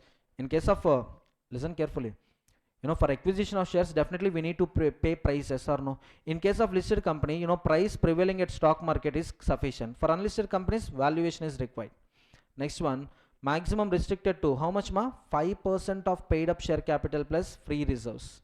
You can finance this much amount only. And another exception is employees.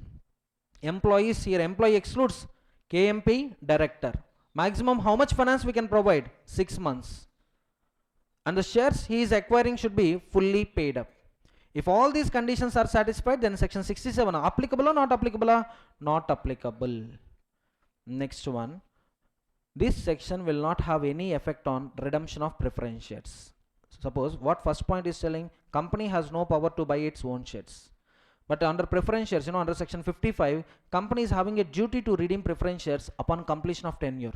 Now there is a conflict between these two provisions. So which one will prevail? Section 55 will prevail. That means no effect of section 67 on section 65. 55. I told 65. Okay. So no effect of section 67 on section 55. In case of contravention, company 1 lakh to 25 lakhs, officer in default, imprisonment up to 3 years, fine 1 lakh to 25 lakhs. Next one, of course this section is not applicable to private company, where in that private company no body corporate is a member, and borrowings of a private company, total borrowings of a private company from banks, financial institutions, from other body corporates, less than or equal to or less than 2 times of paid up share capital or 50 crores, whichever is less, and there is no subsisting default in above borrowings repayments. So this section is not applicable to private company as well as specified IFSC public company. Each and every point, if it is a limit or time limit, monetary limit, statutory limit, everything I'm revising. Next one, last but one concept, 68, power of company to purchase its own securities. So that means buyback. So buyback is possible only from the following sources. For making buyback, amount comes from following sources. What are those sources? Free reserves, securities premium, issue proceeds. But shares involved in issue proceeds and shares involved in buyback, should they belong to same class or different class? Shares involved in issue, shares involved in buyback, shall they belong to same class or different class? Different class. So note, shares in buyback, shares involved in issue should not be same. And if you are selecting free reserves, securities premium for making buyback of securities, then nominal value of shares so bought back shall be transferred to CRR. Everyone. Next, conditions for buyback. First condition, we need AOA authorization. Next one, resolution. See, this resolution I am asking only for what? Buyback amount, not buyback number of shares. In a year, maximum I can make buyback up to 25% of paid up equity share capital. But for financing this buyback, if that amount is less than or equal to 10% of paid up equity share capital plus free reserves plus securities premium, board resolution is sufficient. And if the finance amount is exceeding 10%, but up to 25% of paid up share capital plus free reserves plus securities premium, special resolution is required. Now tell me, with a special resolution, can I invest 30% of capital plus free reserves plus securities premium for financing buyback? 30%, not possible. Maximum 25%. Number of shares, quantum of shares, how many shares I can make buyback in a year? 25%. And what is the post buyback debt equity ratio? 2:1. And the shares involved in buyback should be fully paid up. Similar to section 55, in case if you are a listed company, follow SEBI regulations. Next one, what is the tenure for completion of buyback? 1 year from the date of special resolution or board resolution. If you are getting, if you need special resolution, then issue notice calling for a meeting. Along with that, issue explanatory statement. In explanatory statement, provide disclosure of material facts. Why buyback? What is the necessity for buyback? What are the shares, shares involved in the buyback? Which class of shares company is going to make buyback? Normal rates or differential rates, and how much amount required for making buyback? And what is the time limit for completion of buyback? Next one, buyback you can choose from existing members on proportionate basis, or you can choose open market, or you can choose employees to whom shares were offered or to whom shares were allotted under ESOP or sweat equity. Can I? Next one, buyback. Before, company has to file a declaration of solvency in SH9 with ROC SEBI. In case of listed companies, SEBI. In case of listed companies, that means both ROC and SEBI. In case of unlisted company, ROC alone is sufficient. And it should be signed by 2 directors. One among 2 directors should be managing director. There is a question. I think multiple choice question or true or false question. Company filed declaration of solvency with ROC, and company is having a Mr. MD managing director, Mr. D director, and Mr. D2 additional director. And this declaration of solvency was signed by D and D2. Whether it is a proper declaration of solvency or improper declaration of solvency, like that a question came for 2 marks. Valida, invalida? Why? Who should sign declaration of solvency? 2 directors, one should be managing director. If company is having a managing director, then 1 managing director, 1 normal director. And it should be supported with a affidavit. And what is the time limit for filing this declaration of solvency with ROC? Before buyback. Time limits, time limits under buyback. First, company will issue a document called a letter of offer to the members within 21 days of filing with ROC. Within 21 days of filing with ROC. That means, with ROC, first we will file letter of offer. Next, we will issue letter of offer to the members. What is the time limit for issue of letter of offer? 21 days of filing with ROC. And offer period is valid for a minimum of 15 days, maximum of 30 days. And for verification of applications under this offer, how much time company is having? 15 days of offer closure. A small correction, what is the time limit for filing a letter of offer? What is the time limit for issuing letter of offer? 20 days. 20 days of filing with ROC. Within 20 days of filing with ROC, issue letter of offer to the members. I told 21 days, just make a correction. It's 20 days. Next one, offer period validity, minimum 15 days, maximum 30 days. That means, during this time period only, members have to submit their application along with share certificates. And verification will be completed within 15 days of closure of offer. If company is rejecting any application, then it is the duty of company to communicate about rejection within 21 days of offer closure.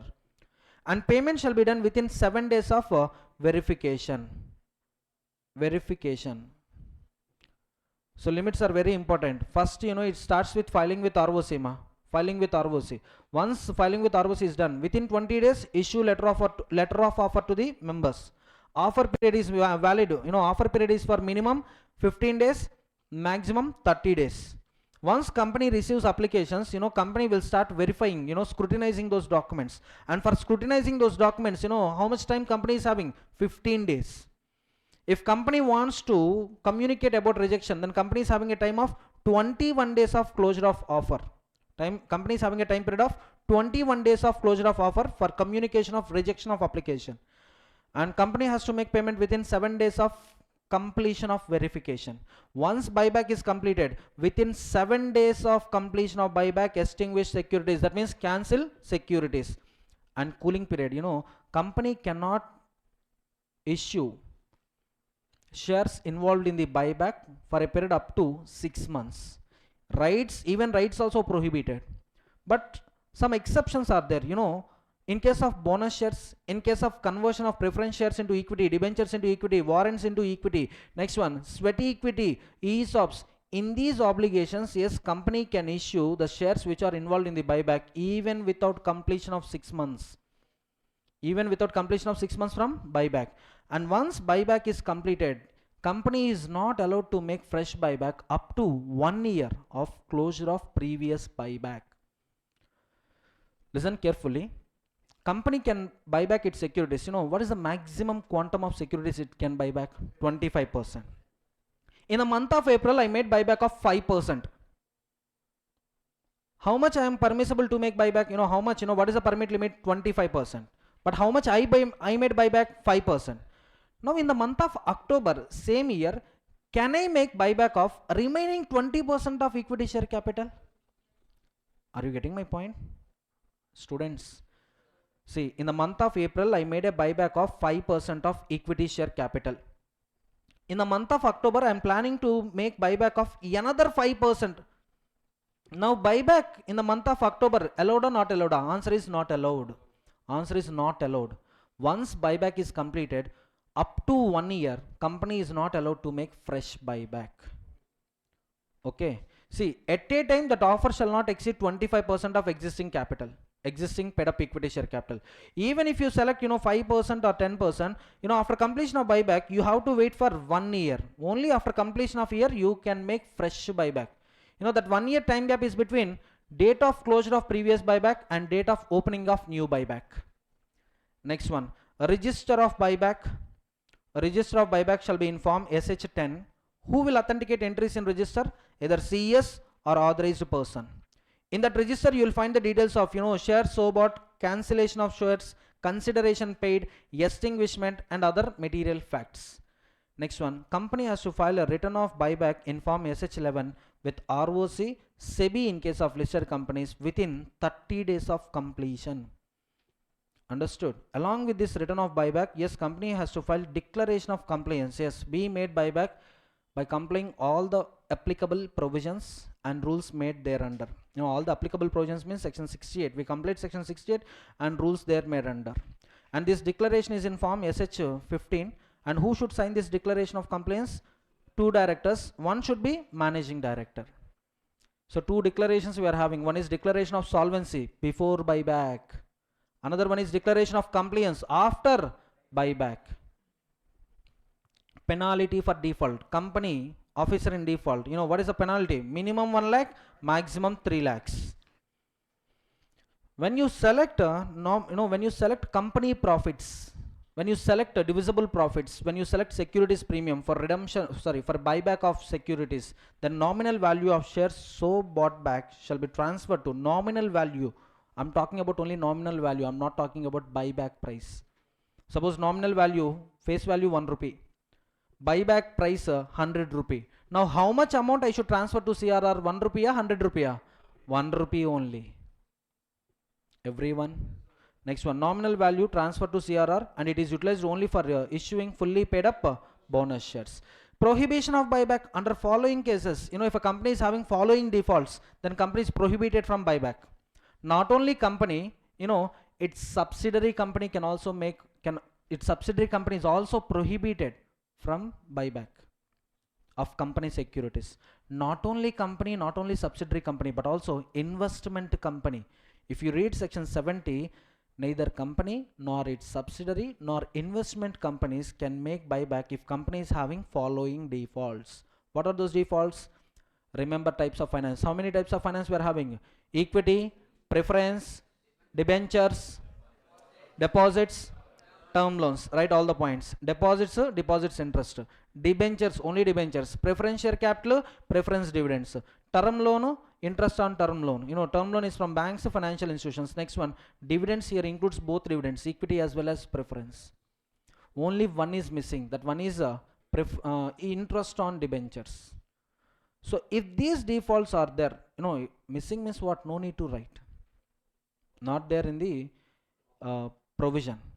Remember these defaults, if any of these defaults are there, immediately rectify those defaults. After rectification, wait for 3 years. And company is also prohibited from buyback if company is in non-compliance with 92, annual returns 123, dividends 127, dividends 129, financial statements. Everyone. So with this, Buyback completed. Last provision of share capital and debentures, that is debentures. So what is the definition of debenture, ma? Debenture includes debenture stock, bonds, instruments evidencing debt. But debenture excludes instruments which were prescribed under chapter 3D, instruments which were prescribed in chapter 3D of RBI Act 1934. Any instrument which is there in chapter 3D of RBI Act 1934, to that instrument section 71 applicable or not applicable? Not applicable. Section 71 is applicable to debenture stock, bonds, any other instrument evidencing debt. And what is the manner of issue of debentures? So first one, company can issue debentures with an option of convertibility. If company selects a convertible option, then special resolution is required. If company selects non-convertible option, then it may be possible with board resolution, it may be possible with a special resolution. Existing debt plus proposed debt, if it is within the limits mentioned under section 180 subsection 1 clause C, board resolution is sufficient. Exceeding the limits, a special resolution. Can a company issue debentures with voting rights, without voting rights? Can a company issue debentures with voting rights or without voting rights? Without voting rights. Debentures shall not carry voting rights. And company can issue secured debentures in case of secured debentures. In case of secured debentures, yes, redemption period maximum 10 years. For infra companies, infra finance companies and permitted companies, the tenure is 30 years. And yes, we need to appoint trustee and we need to create a charge. Either the properties may be on company, holding company, subsidiary company, associate company. Charge is registered in favor of trustee. So charge is possible on the properties of company, holding company, subsidiary company, associate company. Charge is registered in favor of trustee.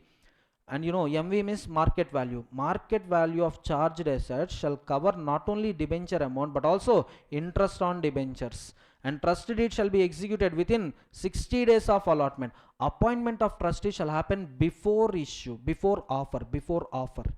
Whereas trustee deed shall be executed within 60 days after allotment.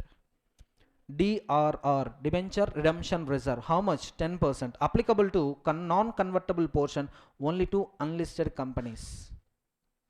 Everyone, unlisted companies, whether they issue share, whether they issue debentures through public offer, whether they issue debentures under private placement, for all those 10% DRR should be created. And 15% of outstanding debentures maturing in the financial year, that amount you should deposit in specified securities. That means deposits, government securities, notified securities under Indian Trust Act is there. Okay, what is the time limit? 30th April. DRR means keeping profits aside. Investments means some portion of amounts we should invest in these securities. Deposits with scheduled banks, government securities, notified securities. Tell me, can I make any pledge? Can I make any hypothecation on these assets? No. All these things should be unencumbered. The word starts like this: unencumbered government securities, unencumbered fixed deposits. Okay. Next one, for listed companies, for unlisted companies. In case of listed companies, I'll talk about only publicly placed debentures. In case of unlisted companies, I'll talk about both the public placed debentures, private placed debentures. So this 15% concept, investment 15% concept is applicable in case of listed company only for debentures which were issued under public offer. And for unlisted companies, 15% concept is applicable both publicly placed debentures, privately placed debentures. Everyone, sir, publicly placed debentures, how can be unlisted company? I told you many times. Listed company means any of securities listed on recognized stock exchange, but we had few exceptions. Suppose public company whose equity shares are not listed on the stock market, but only non-convertible debentures were listed. I told you, yes or no? Fine. Next one, DRR shall be created out of divisible profits only, and DRR shall be used only for redemption of debentures. Appointment of trustee. Before you appoint trustee, take a prior consent from him, and disclosure of same in the document also required. If you are going with public, or if you are going to offer to members exceeding 500, then appointment of trustee is compulsory. So talking about disqualifications of trustee, the trustee shall not possess following disqualifications. He should not be a beneficial owner of shares. He should not be promoter, director, KMP, officer, employee of cash. Cash means cash only, right? Cash means company associate company, subsidiary company, holding company. A relative of a promoter, director, KMP of the company also disqualified. Creditor, debtor disqualified. But talking about debtor, I will talk about only cash plus SH companies. So debtor of this group companies is disqualified from being appointed as debenture trustee. Next one, surety also disqualified. And a person having pecuniary relationship with a company in the current financial year or in the 2 preceding financial years, then he is also disqualified. Everyone able to follow? Everyone. Next one, in case of removal of trustee, consent of 3/4 value holders is required. And in case of filling vacancy, if it is a casual vacancy, board resolution is sufficient. If that vacancy is arised due to resignation, along with board resolution, consent of majority of debenture holders. Look at the word here, I am telling about debenture holders, whereas here I am telling about value. Value means total quantum of debentures, total value of debentures into 3/4. Here majority of debenture holders means number of debenture holders, number. I'm talking about number of persons here, whereas here I'm talking about value, that means debenture amount. Next one, trustee shall take all steps to protect interest of debenture holders. That means whenever required he may call for a meeting. Whenever there is a requisition from holders holding not less than 1/10 of the debenture capital, debentures, when they make a requisition, then also trustee is liable to conduct a meeting. Liability of debenture trustee. Yes, if debenture trustee fails to exercise reasonable care and diligence, then debenture trustee is liable. Any provision in debenture trust deed exempting trustee from breach of trust, that becomes void. That means any provision giving benefit to the debenture trustee, even though you violate any terms, in case of breach of trust also, you will not get any punishment. Now that clause valid or void? Void.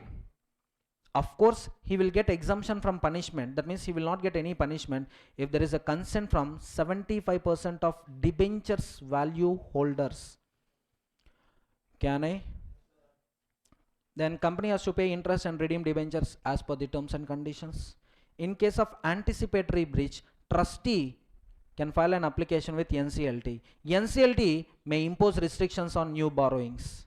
In case of actual breach, who can also file an application with NCLT? Trustee as well as holders. Either trustee or holders can file an application with NCLT, and NCLT will order for payment of interest, repayment of debentures. Yes, company is bound by specific performance. That means, company made a promise under subsection 8 that company will pay periodical interest and company will redeem debentures at the end of the fixed tenure. Now, company has to fulfill its promises.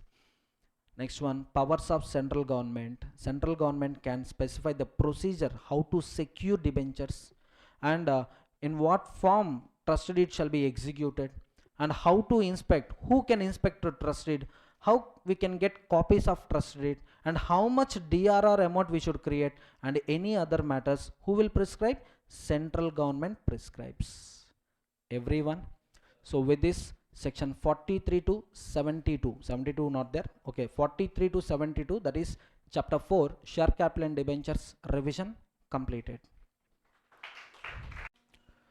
So let's continue our revision with chapter 5, acceptance of deposits. Any company accepting deposits shall comply provisions of Companies Act 2013 and rules made thereunder. So regarding rules, company has to comply Company Acceptance of Deposit Rules 2014. And coming to sections, here we are having 5 sections. 73, prohibition on acceptance of deposits from public. 74, repayment of deposits accepted before commencement of the act. 75, damages for fraud. 76, acceptance of deposits from public. And 76A, punishment for contravention. Okay, so first of all, what is a deposit? Deposit includes any receipt of money by way of deposit, loan, any other form. So the definition of deposit is an inclusive definition. Here we are not defining the word deposit. In fact, we are providing the list of items covered by the definition. So any receipt of money by way of deposit, loan, or any other form, we call it as deposit. But deposit excludes such categories as prescribed after consultation with RBI. So what are those categories? Let's see one by one. Amounts received from the following amounts are not considered as deposits. In that first one, government receipts. Amount received from central government, state government, local authority, statutory authority in the form of loan or in the form of deposit, it is not a deposit as per this chapter. That means chapter 5, acceptance of deposits. So do you think provisions are applicable to these amounts? No. So provisions of Companies Act 2013 regarding acceptance of deposits shall not apply to the following categories. In that first one is government receipts. Next one, foreign sources subject to FEMA, Foreign Exchange Management Act. So amounts received from foreign government, foreign banks, multilateral financial institutions, credit agencies, foreign credit agencies, etc. All those are not treated as deposits. Next one, amounts received from financial institutions. Any loans received from financial institution is not treated as deposit. And any loans received from banks shall not be treated as deposit. Intercompany deposits, company accepting loan or deposit from another company, it is also not termed as deposit. Next one, amounts received from AIF, alternative investment funds, REIT, IIT, infrastructure, investment trust, venture capital funds, mutual funds. These amounts are also not treated as deposits. Next one, following companies, if they are receiving deposits from members, they are not treated as deposits as per this chapter. What are those companies? Nidhi company receiving amounts from members. Chit fund company receiving amount from its subscribers. Trust company receiving amount in the capacity of trustee. Understood? Company is acting as a trustee. Non-interest bearing deposit received by the company as a trustee, it is also not treated as deposit. Next one, collective investment scheme. Amount received by mutual fund companies also not treated as deposits. Next one, securities. By issue of commercial papers, if you are getting money, it is not treated as deposit. Securities application money pending for allotment and failed to refund within 15 days from the expiry of 60 days of receipt of application money is treated as deposit. So that means up to 60 days of receipt of money, it is not deposit. And if you adjust this security application money with any other purpose, adjustment is not treated as refund. Either you have to refund or else we will consider it as a deposit. Suppose if you adjust with any other service expenditure, any other loans, we consider it as not a refund. Accordingly, it will be treated as deposit. Next one, secured debentures, not a deposit. Convertible debentures, not a deposit. Listed debentures, not a deposit. As I told you, secured debentures, the market value of charged assets shall not only cover principal amount but also interest amount. Clear? Everyone. So that means unsecured, non-convertible, unlisted debentures will be considered as deposits. Company receiving money by issue of convertible notes, which type of company? Startup company. Under a single tranche exceeding or equal to 25 lakhs and repayment should be done within 10 years. So any startup company receiving amounts by issue of convertible notes, and if that amount is 25 lakhs or more under a single tranche where repayment is done within 10 years, then that amount is also not treated as deposit. So two conditions to be satisfied. Suppose receiving amount of 15 lakhs, deposit. Receiving 30 lakhs but repayment after 10 years, then also it is a deposit. Two conditions to be satisfied. Single tranche, 25 lakhs or more, repayment within 10 years of receipt of money. Next one, from the following persons, if company is receiving money, then also it is not treated as deposit. One is employee security deposit. Provided security deposit shall not exceed annual salary and company shall not pay any interest on that security deposit. Understood? If deposit exceeds annual salary or if company is paying interest on such a deposit, it is treated as a deposit. Next one, loans from directors. And in case of private company, loan from relatives of a director is not treated as deposit, provided company should receive declaration at the time of taking the loans, accepting the loans. Declaration is about, so the lent money is not out of borrowing funds, out of own funds. Next one, promoter loans, subject to conditions. Unsecured loan because of stipulation imposed by lending institutions. So here, company C Limited went to a bank for getting a loan of, for example, 2 crores. Bank agreed to give loan of 2 crores provided promoters of C Limited should contribute minimum 20%, that means 40 lakhs. As long as C Limited repays these 2 crores, this 40 lakhs is not treated as deposit. Once the loan balance becomes zero, and then if there is any balance due to the promoters, from that point onwards balance due to promoter is treated as deposit. Clear everyone? Until loan balance becomes zero, this 40 lakhs is not termed as deposit. Next one, business advances. Business advances, whenever they become due, refund them within 15 days. Then it is not a deposit.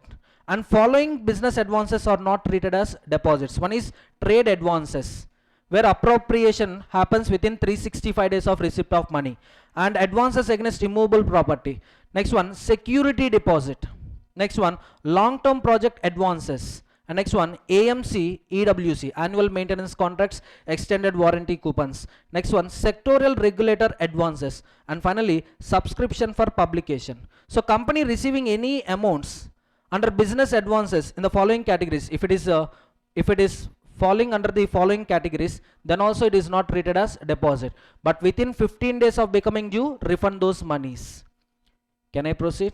So these all are exempted deposits. That means chapter 5 and rules made thereunder will not apply to these deposits. Can I proceed? Next one, types of deposits. We are having two types: secured, unsecured. Full secured deposits, fully secured, partial security, there is no chance. In case of partially secured deposits, we call them as unsecured deposits. And here security, charge shall be created only on tangible assets, where market value of these charged assets shall cover both principal amount of deposits and interest amount. Can I proceed? So unsecured deposits, whether if they are partially secured, or no security made available, then those deposits are unsecured deposits. Now tell me, disclosure of which type of deposits is required in circular? Disclosure of which type of deposits is required in the circular? If company is accepting unsecured deposits, then disclosure, special disclosure about type of deposit shall be mentioned. Next one, coming to the depositor. Who is a depositor? Any member of a company who made a deposit with company. But if it is an eligible company, then any person who made a deposit. Understood? For section 73 companies, companies can accept deposits only from members, so only members can become depositors. 76 eligible companies, eligible company can receive deposits. Eligible companies can accept deposits from member as well as non-member. So depositor may be member, non-member. Clear? Eligible company, two conditions to be satisfied. First, it should be a public company, and its net worth should be 100 crores or more, or turnover 500 crores or more. Tell me, C Private Limited, a company whose turnover is 1000 crores, whose net worth is 500 crores. Company wants to accept deposits from members as well as non-members. Permitted or not permitted? Permitted or not permitted? Don't look at the limits, look at the type of company. This is a C Private Limited. C Private Limited, automatically it becomes a company under section 73. Section 73 companies can accept deposits only from its members. So under section 73 you will find private companies, and you will also find ineligible public companies. Ineligible public companies. What is an ineligible public company? A public company which is not eligible. Clear? Next one, tenure of deposits. Tell me, can a company accept demand deposits? No. Repayable on demand? Not permitted. So companies are not permitted to accept, to renew. That means, these tenure rules are applicable not only at the time of acceptance but also at the time of renewal. So not permitted to accept renew deposits which are repayable on demand. So that means demand deposits not permitted.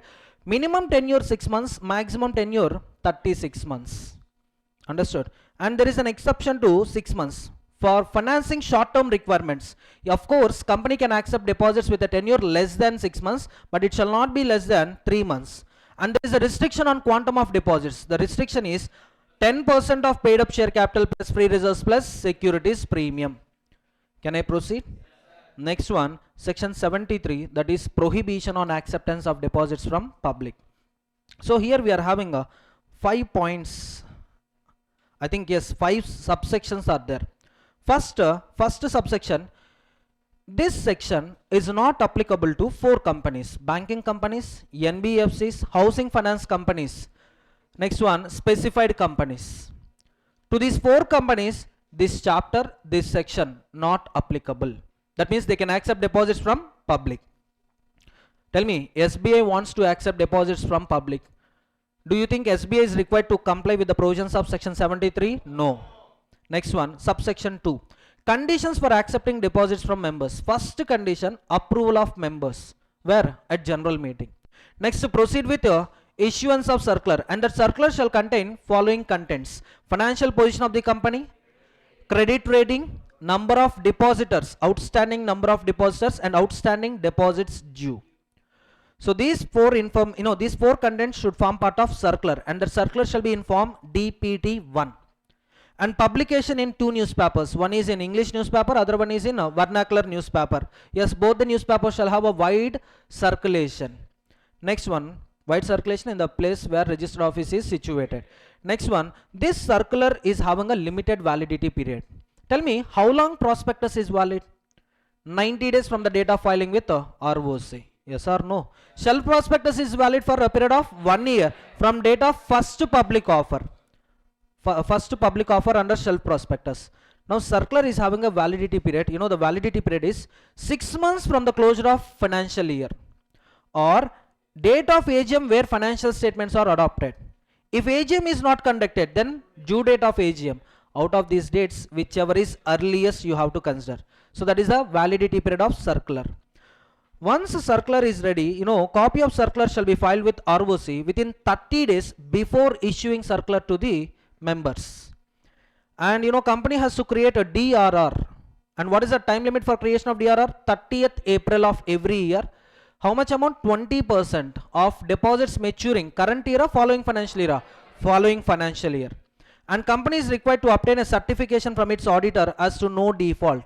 Tell me, a company which has committed default under section 73, is it eligible to accept deposits? No. First, rectification should be done. Next, from the year of rectification, 5 years ban period is there. So that means last 5 years, no default. Even if default was committed, upon rectification, from the year of rectification onwards, 5 years has been lapsed. First of all, there should be no default. If default is there, from the year of rectification, 5 years period shall be lapsed. Understood? So like that, company has to make a declaration. In addition to the declaration, company has to obtain a certification as to no default. Of course, this these points B, C, D, issue of circular, filing of circular, DRR, certification as to no default. These points are not applicable to few companies, few private limited companies. So what are those companies? A private limited company which is accepting deposits up to 100% of paid up share capital plus free reserves plus security premium, or a startup private limited company up to 5 years from date of incorporation, or a private company which has satisfied 3 conditions. One is, it's a company which is not a subsidiary, not an associate to other company. And the total borrowings of this private limited company, borrowings from financial institutions, banks, other body corporates, aggregate all these borrowings less than twice of its paid up share capital or 50 crores, whichever is less. Clear? Next condition, no default in repayment of aforesaid subsisting borrowings. So any private limited company which fulfills these 3 conditions, and a startup company up to 5 years of incorporation, and a private limited company where existing deposits plus proposed deposits put together up to 100% of paid up share capital plus free reserves plus securities premium, then these companies are exempted from above mentioned conditions. Next one, create a charge, charge creation on the assets in case of secured deposits. Can I proceed? And all these companies are required to file DPT3 form with ROC. Next one, so conditions for acceptance of deposits completed. Next one, duty of company. It is a duty of company which accepted deposits to repay those deposits along with interest as per the terms and conditions mentioned in the circular. Any breach by company, any depositor may file an application with NCLT, and NCLT orders company to repay deposits, outstanding deposits, along with the penal rate of interest, which is 18% per annum for overdue period. Next one, DRR shall be utilized only for one purpose. What is that one purpose? Repayment of deposits. DRR shall be utilized only for one purpose, that is repayment of deposits. Next one, maximum how much amount we can accept deposits. What is the quantum of deposits? See, while calculating quantum of deposits, you should not consider only proposed deposits, you should also consider existing deposits. That means whenever I am telling about quantum, existing plus proposed. So what is the limit? Standard limit, it is 35% of paid up share capital plus free reserves plus securities premium. But this rule is not applicable to IFSC public companies. IFSC public companies can go up to 100% of paid up share capital plus free reserves plus securities premium. Suppose paid up share capital is 10 crores, free reserves is 5 crores, securities premium is 5 crores. And existing deposits, I'm talking about specified IFSC companies, existing deposits, it is 6 crores. Now tell me, to what extent they can accept, what would be the proposed deposits amount? Proposed deposits amount, just add it ma. Paid up share capital 10 crores, 10 plus 5 plus 5, that means 20 crores. What is the existing deposits ma? 6 crores. That means proposed deposits, they can go up to 14 crores. Understood? Everyone. And for private limited company also same rule. And these limits, 35% to 100% are not applicable to few private limited companies. One is a startup company up to 10 years from incorporation, from date of incorporation. Just make a correction in your material. For startup company up to 10 years from the date of incorporation. And a private company which has satisfied 3 conditions, that is neither a subsidiary nor associate to another company, and whose borrowings less than or equal to or less than twice of its paid up share capital or 50 crores, whichever is less, and no default in repayment of subsisting borrowings. Suppose company paid up share capital is 10 lakhs. So total borrowings from banks, financial institutions or other body corporates shall not exceed how much amount? Tell me, shall not exceed. It is not shall not exceed. How much amount? It should be less than. Total borrowing shall be less than twice of the paid up share capital. That means here paid up share capital is 10 lakhs. So 2 into 10 lakhs means, suppose total borrowings 21 lakhs ma, or suppose total borrowings 20 lakhs. In both the cases, do you think private limited company fall under this category? No. Private limited company will not fall under this category, because here less than symbol is mentioned. It's not less than or equal to. So in my example, paid up share capital 10 lakhs, definitely borrowings if it is 20 lakhs, so that company will not fall under this category. Why? Because borrowings is equal to twice of paid up share capital, but we need equal to or less than. Can I proceed? And for startup companies up to 10 years from the date of incorporation, there is no limit. Next one, interest rate and brokerage rate. So tell me, can a company pay interest and brokerage according to its will and wish? Yes, but that rate shall not exceed rate prescribed by RBI. Understood? Company is free to fix rate of interest, company is free to fix rate of brokerage, but it shall not exceed rate prescribed by RBI. And company shall pay brokerage only to the brokers from whom company procured deposits. Understood? Understood? So suppose from a broker, total amount of deposits procured by company is 0. Now payment of brokerage to that broker is void. Next one, application form. Application form is required not only at the time of acceptance of deposits, but also at the time of renewal of deposits. Along with application form, declaration about deposits shall be submitted. And this declaration is deposits made not out of borrowed funds. Deposits not made out of borrowed funds. Next one, in case of joint depositors. Yes, allowed, but not exceeding 3. Maximum depositors names mentioned on the deposit receipt is 3. And within how many days a company has to issue deposit receipt? Within 21 days from receipt of money. And for overdue period, what is the penal interest rate? 18% per annum. Can I proceed? Any violation, suppose deposit receipt not issued within 21 days. Understood? So any kind of such violations, company as well as officer in default, fine is 5,000 rupees minimum fine. And if the violation is continuing in nature, if failure is continuing in nature, if contravention is continuing in nature, then 500 per day of during which such contravention continues. Can I proceed? 73 over. You know, in 73, all these points similar to 76. That means in 76 also you will find same points. No change.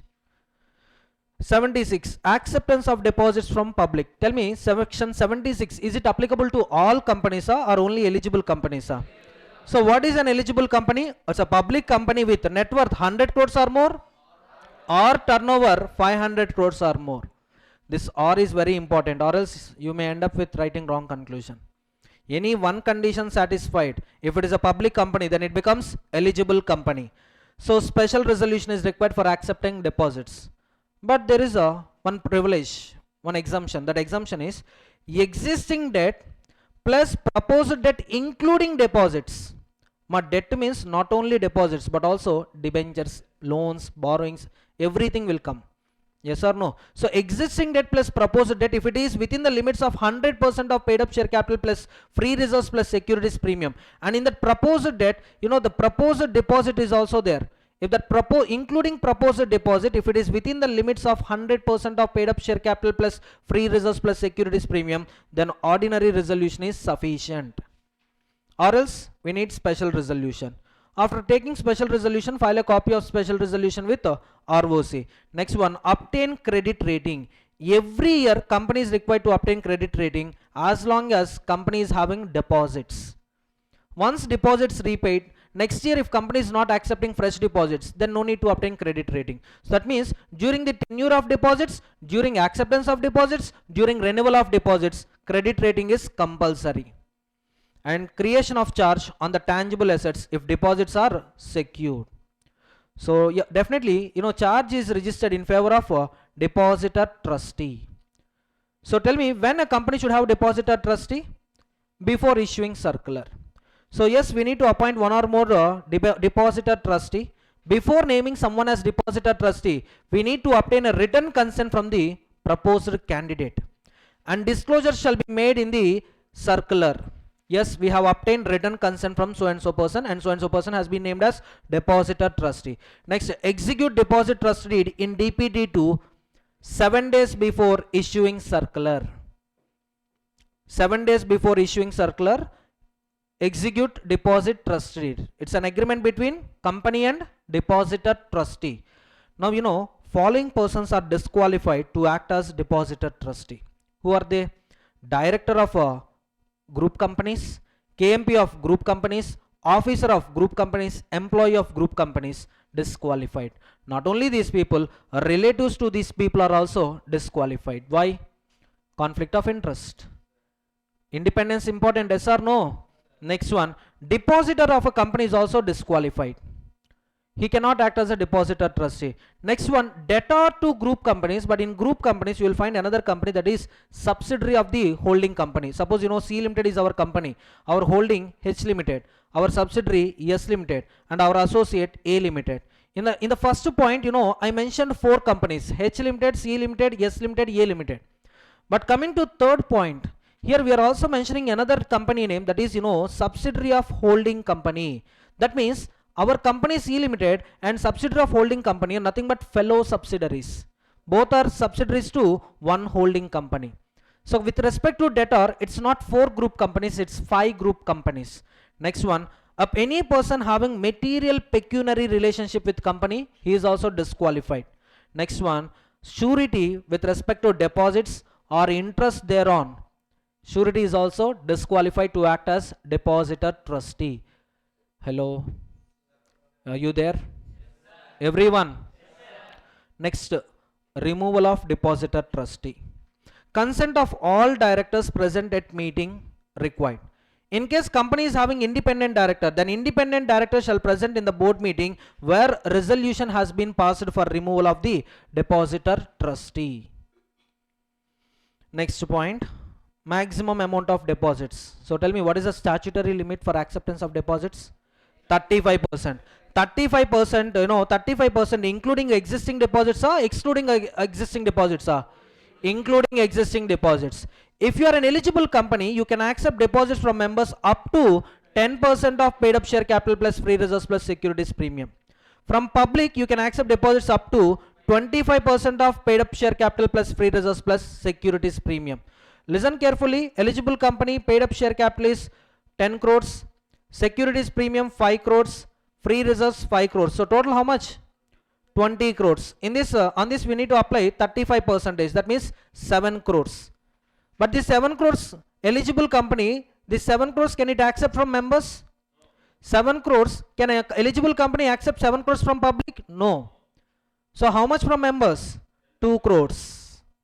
2 crores, yes or no? 20 crores into 10%, 2 crores. Whereas from non-members, 20 crores into 25%, that means 5 crores. So that means 2 crores, 5 crores. Suppose from members company accepted 1.4 crore deposits so far. Now proposed deposits cannot exceed 60 lakhs. Everyone. And from non-members, company accepted deposits up to 2 crores. Now proposed deposits shall not exceed 3 crores. Everyone.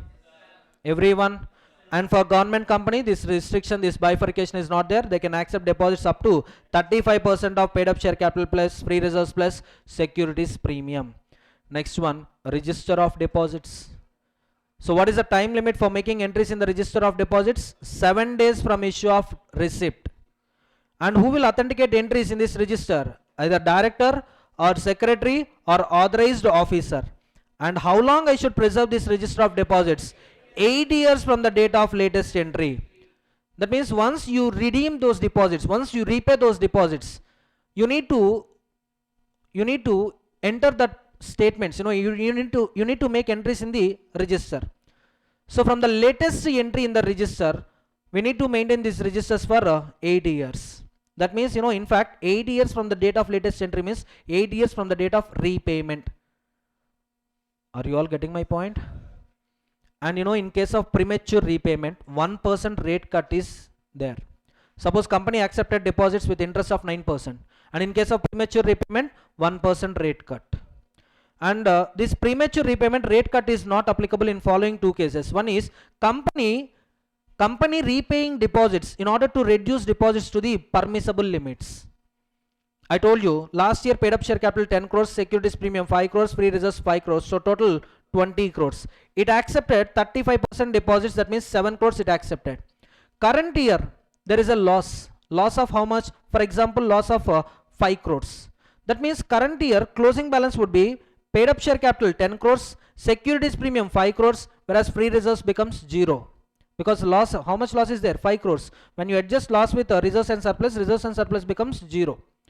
Now what is the closing balance, ma? 10 plus 5 plus 0, that means 15 crores. 15 crores into 35% means how much? Calculate and tell me. 15 crores into 35%. Maybe 3.5 plus 1.75, 5.25. So 5.25 crores. Whereas company accepted deposits of 7 crores. Now it is the duty of company to return 1.75 crore. So that's the reason, company is repaying deposits prematurely. So reducing deposits to permissible limits, then also rate cut is not applicable. And during emergency situations, rate cut is not applicable. Next one, premature closure to earn high interest. Last year company accepted deposits with rate of interest of 8%. Now company is accepting deposits with 9% interest. Now existing depositor, he want to cancel this deposit and he want to make a fresh deposit under 9%. Possible? Yes. So company will pay 9% rate of interest provided the tenure of deposits shall be longer than the unexpired portion. Suppose last year I made a deposit for 3 years. 1 year completed, that means unexpired portion is how much? 2 years. So for 2 years can I claim high rate of interest? No. I can claim high rate of interest provided I should make a deposit, I should renew this deposit, or I should make a fresh deposit for another 3 years. Another 3 years means which is longer than unexpired portion. Yes or no? So today I am renewing it, for example. So for 3 years means which is more than unexpired portion. Hello?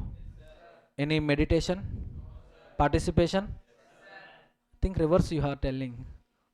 Any meditation? Yes, sir. Participation? No. Any confusion? That means whatever I said is clear. Okay, last section, acceptance of deposits. Punishment for contravention of 73 subsection 2 or 76 for company minimum 1 crore or twice of the deposits accepted, whichever is higher or lower. Higher or lower? Lower. So suppose deposits amount is 10 lakhs. 2 into 20, 2 into 10 lakhs means 20 lakhs. 20 lakhs or 1 crore, whichever is less means 20 lakhs. Maximum 10 crores. And for officer in default, imprisonment up to 7 years and fine minimum 25 lakhs, maximum 2 crores. If your intention is to deceive shareholders, creditors, depositors, tax authorities, then punishment under section 447 is leviable. Last point, repayment of old deposits. Here old deposits means deposits accepted after commencement of act or before commencement of act? Before commencement of act. Duties of company. First, company has to file a form with ROC. Within how many months? Within 3 months of commencement of the act. And repay within 3 years of commencement of the act or original due date, whichever is earlier. If you are unable to refund, if you are unable to repay these deposits within this prescribed tenure, then file an application with NCLT for time extension. And any violation, if you are not failing, if you are not repaying those deposits or interest on deposits, which deposits? Deposits accepted before commencement of act. Deposits accepted before commencement of act, any breach regarding repayment or payment of interest, then company 1 crore to 10 crores, that means minimum 1 crore, maximum 10 crores. Officer in default, imprisonment up to 7 years or fine 25 lakhs to 2 crores or both.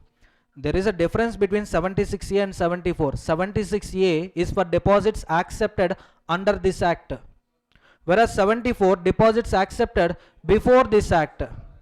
Understood? So the difference is, before this act, minimum fine 1 crore. There is no additional amount like twice of the paid up, twice of the acceptance of deposits. Maximum 10 crores. And here either imprisonment or fine or both. But there imprisonment and fine.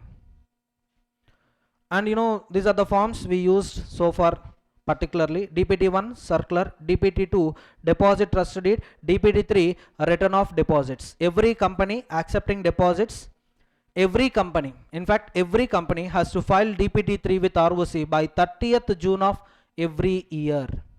And DPT2, time limit for executing DPT2 is 7 days before issue of a circular.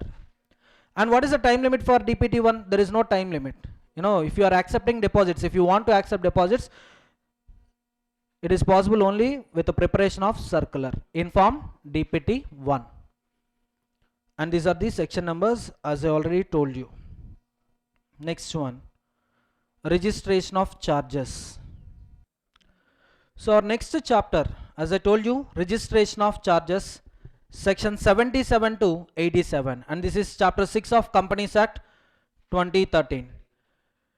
Any company at the time of borrowings, so company may accept, company may accept secured deposits, or company may issue secured debentures, or company may take loans from banks with some security. Now any company creating charge on its assets, it's the duty of company to register charge with ROC, section 77 to 87. See, the logic of this chapter is to prevent companies from taking double finance showing same property as security. Understood? So taking loans from 2 or more parties providing same property as a security. To avoid these situations, registration of charges chapter came into picture. And section number 77 to 87. So remember how to remember section numbers, just look at the screen. First charge, here two types: creation of charge, modification of charge, satisfaction of charge. That means 3 types total: creation, modification, satisfaction, CMS. For creation of charge, yes, for creation of charge 2 parties are required: company, charge holder. Sometimes registration is done by company, sometimes registration is done by charge holder. And next one, any modification of this part, any modification of terms and conditions, any change in parties, company or charge holder, yes, for that also registration of charge is required. So registration by company 77, registration by charge holder 78, modification of charge 79. Whether it is a registration or modification, it will act as a notice. Which kind of notice? Constructive notice, section 80. So once charge was registered, the relevant particulars has to be updated in two registers. One register is maintained by ROC, another register is maintained by company. And in ROC register, you will find creation of charge, modification of charge, satisfaction of charge. Under satisfaction, yes, sometimes company will intimate ROC regarding satisfaction of charge. And sometimes ROC will have inherent powers to make entries for satisfaction of charge in the absence of communication, in the absence of information by company. Next one, appointment of receiver. So ROC register shall contain these particulars: creation of charge, modification of charge, satisfaction of charge. Under satisfaction, intimation by company, powers of ROC, receiver appointment. So company, ROC register 81, and in that register, satisfaction of charge 82, powers of ROC regarding satisfaction of charge 83, regarding appointment of receiver, cessation of receiver 84. And company will also maintain a register, section 85. Any violation of this chapter attracts punishment under section 86. And finally, powers of central government 87. Okay, so creation, modification, satisfaction. For creation 77, 78. For modification 79. Both will act as a constructive notice 80. Register by ROC 81. In that register, you will find creation of charges, modification of charges, satisfaction of charges. Satisfaction of charges are two types: intimation by company, ROC powers. Intimation by company 82, ROC powers 83. And in that register, ROC shall also record entries regarding appointment of receiver 84. And every company has to maintain a register of charges 85. Violation punishment 86. In this entire chapter, central government is having certain powers 87. So first of all, what is a charge? Charge here refers to an interest or lien created on assets of the company or properties of the company or any of its undertakings or both as a security, and charge includes mortgage. So in charge you will find two parties: borrower, lender. Here borrower is company, lender is bank, and lender is also known as charge holder. In favor of whom we are creating charge, it is a charge, he is known as charge holder. Now coming to types of charges, we are having two types of charges: fixed charge, floating charge. Fixed charge is created on specific assets, identified assets, permanent assets. Whereas charge created on fluctuating or changing assets, it is a floating charge. Suppose charge is made on a residential land and building, charge is made on commercial land and building, charge is made on plant and machinery. All these charges are fixed charges. Charges made on book debts, charges created on stocks, all this comes under floating charge. So nature of assets: fixed assets, permanent, identifiable at the time of creation of charge. Whereas floating charge, assets are fluctuating in nature. Floating charge, here charge is not only limited to present assets, it is also extended to future assets. Next one, creation. Fixed charge creation is possible by mortgage or deposit of title deeds, whereas floating charge is created by hypothecation. Next one, asset usage. Assets under fixed charge can't be sold without consent of charge holder, whereas assets under floating charge can be sold in ordinary course of business. And crystallization is possible only for floating charge, it is not possible for fixed charge. And what is the effect of crystallization? Floating charge gets converted into fixed charge. So crystallization of floating charge, whenever creditor enforces security because of breach of terms and conditions by the company, or if company goes into liquidation, or if company ceases to continue its business, in these situations creditor may enforce security, and that process is known as crystallization. Everyone, that means once floating charge got crystallized, company cannot sell those assets without consent of charge holder. Section 77, duty of company to register charges. So here you will see three persons who register charge with ROC. One is company, second one is charge holder, third one is purchaser of charged property, acquirer of charged property. Three parties can register charge with ROC. So first we will see company charge holder. At the time of creation of charge, this charge may be created on tangible assets, on intangible assets, located in India, outside India. But whenever company is creating charge on its assets, it's a duty of company to register charge with ROC.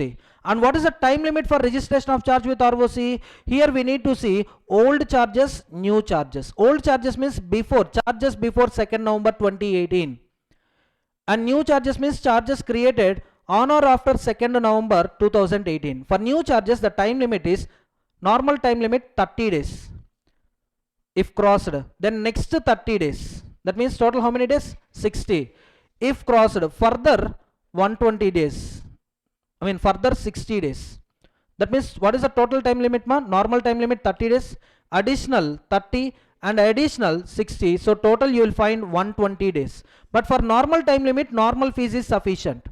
For additional time, you need to file an application with ROC for condonation of delay and you need to pay additional fees. And for that period of 60 days, you need to file an application with ROC for condonation of delay. In addition to this, you need to pay ad valorem fees. Whereas for old charges, normal time limit is 30 days of creation. If crossed, then within 300 days of creation. So additional time you will find 270 days. Here additional time is 270 days after expiry of 30 days. Clear? Sir, already 300 days crossed, sir. Then no problem. Within 6 months from 2nd November 2018, if you are able to register charge, then also it is valid only. Can I proceed? Everyone. But in case of belated filings, it is the duty of company to file a declaration. And this declaration is signed by CS or director, stating that there will be no adverse effect on intervening creditors. That means charge was created on 1st January 2025 in favor of A bank. And charge was created in favor of B bank on 2nd February 2025. Same property, no change in property, on a single property, 2 times charge was created. One is in favor of A bank, other one is in favor of B bank. But charge in favor of B bank was registered by 1st March 2025, whereas charge in favor of A bank is registered by 1st April 2025. Are you able to find out the differences, ma? Which charge is first? Bank A charge first. Bank A charge creation first, bank A charge. Which charge is next one? Bank B charge is next one. But coming to the effect, who will get first priority? Bank B. Why? Bank B got rights by 1st March 2025. Whereas Bank A got rights by 1st April 2025. Now rights of intervening creditor in this case is B. So rights of B is not affected due to subsequent registration of charge in favor of Bank A. Everyone. So in case of belated filing, there will be no adverse effect on intervening creditors who acquired rights over charged property before registration of charge in favor of charge holder. Any doubt? Hello? Next one. Section 77 is not applicable to the charges created by banks in favor of Reserve Bank of India. And next one, procedure for creation of charge, procedure for verification of charge instrument. Here you need to check whether property is located outside India or located in India. If it is located outside India, that certificate shall be verified under company seal, director, company secretary, and a person interested in the charge, maybe a beneficial, maybe a owner of the property, and charge holder authorized officer. Whereas property located in India, everything is common, you will not find person interested. That means director or company secretary on behalf of company, charge holder authorized officer on behalf of a charge holder. Everyone. So this is a verification of charge instrument. Next one, section 77 subsection 3 subsection 4. Subsection 1 is duty to register. Subsection 2 is upon receipt of information by ROC, ROC shall issue certificate of registration of charge, and it will act as a conclusive evidence that charge is registered by complying all the applicable provisions and rules made thereunder. Next one, consequences of non-registration of charge. The charge instruments become void. Against whom? Against liquidator and creditor of the company. That means instrument of charge is not enforceable. If charge is not registered, it becomes void. Creditor with unregistered charge shall be treated as secured creditor or unsecured creditor? Unsecured creditor. Talking about validity of debt, tell me, charge instrument becomes void whereas debt is valid. That means debt is enforceable. However, security over charged asset is lost. That means he is losing priority. He is losing preference. If another charge is registered before registration of first charge, then second charge holder gains a precedence over unregistered charge. That is subsection 3 and subsection 4 of section 77. Next one, 78. If company fails to register charge within 30 days of creation of charge, then charge holder is having an option to file an application for registration of charge. Now ROC, straight away he will not issue certificate of registration. First he will give intimation to the company and he will wait for, ROC registrar will wait for 14 days. Within 14 days, if there is no objection from company, then ROC shall register the charge and shall issue certificate of registration of charge. I mentioned here, if there is no objection from company within 14 days of intimation, and ROC will ask a charge holder to get reimbursement of all the expenses incurred by charge holder in registration of charge from company. So charge holder can recover fees from company, normal fees, additional fees, ad valorem fees, whatever fees charge holder incurred, he will get reimbursement from company. But ROC rejects application of charge holder in 2 cases. In how many cases? Case 1, if company is filing form with ROC for registration of charge, or company is providing sufficient cause why not to register charge. In these 2 cases, ROC reject application of charge holder. 78 over. Next, 79, modification of charge. Section 77 is applicable to certain matters like any other company acquiring any property subject to a charge. Now it is the duty of purchaser company to comply with section 77 provisions. I told you example, Reliance Industry Limited mortgaged one property in favor of State Bank of India, and subsequently that property was acquired by V Industries Limited. Now upon acquisition of property, it is the duty of V Industry Limited to register this charge with ROC according to section 77. That means cases in the cases prescribed under section 79, for the situations prescribed under section 79, 77 is applicable. Understood? So section 77 applies in certain matters. One is in case of acquisition of charged property, or in case of modification in the terms or conditions or the extent or operation of any charge. Examples I told you: change in repayment schedule, change in banker, change in rate of interest other than RBI rate. Next one, enhancement of loan facility, or decrease of loan facility, anything, any modification which is an agreement between company and charge holder, the same shall be registered with ROC as if it is a creation of charge. That means modification of charge, provisions regarding modification of charge is nothing but registration of charge which was created earlier. Next one, 80, date of notice of charge. So tell me, from when it will act as a notice? From when charge becomes a public document or charge becomes constructive notice. So date of registration. Charges registered with ROC becomes public documents. Until they get registered, they will not become public documents. Only upon registration it becomes public documents, and it will act as a constructive notice. So effective date of notice is date of registration of charge. Next one, register of charges. How many registers we are having? 2 registers. One is maintained by ROC, other one is maintained by company. ROC maintain register of charges for every company, and any person can inspect upon payment of prescribed fees. And the register here, register is maintained at MCA portal. So documents available at MCA portal will act as a register under section 81. Next one, company, section 85. Registers by company, section 85. Every company which created charge has to maintain a register of charges where at its registered office. All charge documents and copy of charge instruments shall be preserved at register office. Not only register along with register, company has to maintain a copy of charge instruments, mortgage deeds, everything they have to maintain. And who will record entries in the register Director of the company or company secretary or authorized person. And these registers are subject to inspection during business hours by members or by creditors without fees. In case of others, non-members, non-creditors, they need to pay prescribed fees. And how long company has to preserve these registers? Permanently, till the liquidation of company. Whereas instruments related to charge, copy of charge instruments shall be preserved up to 8 years from the date of satisfaction.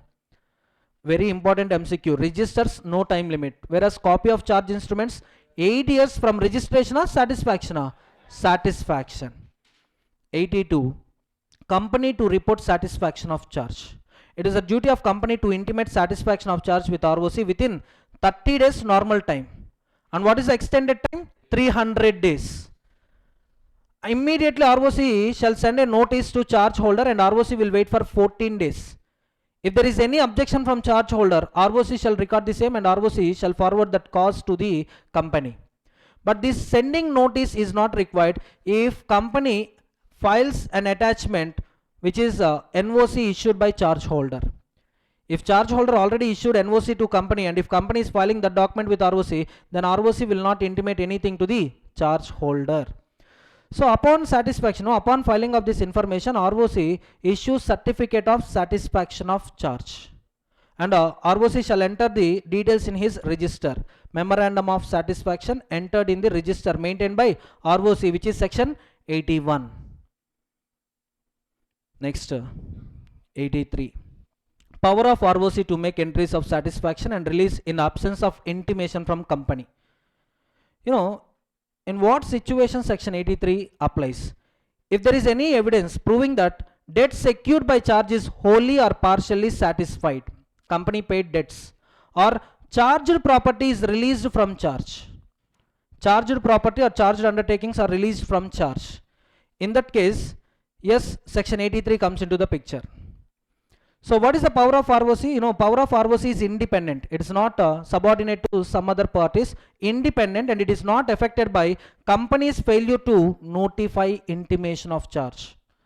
And ROC, upon making entries in the register, memorandum of satisfaction of charge in the register, so ROC shall intimate to the affected parties, that is company as well as charge holder, within 30 days of making entries in the register maintained by ROC. And finally, registrar issue certificate of satisfaction of charge. 83 also over. Hello. 84. Intimation of appointment of receiver or manager.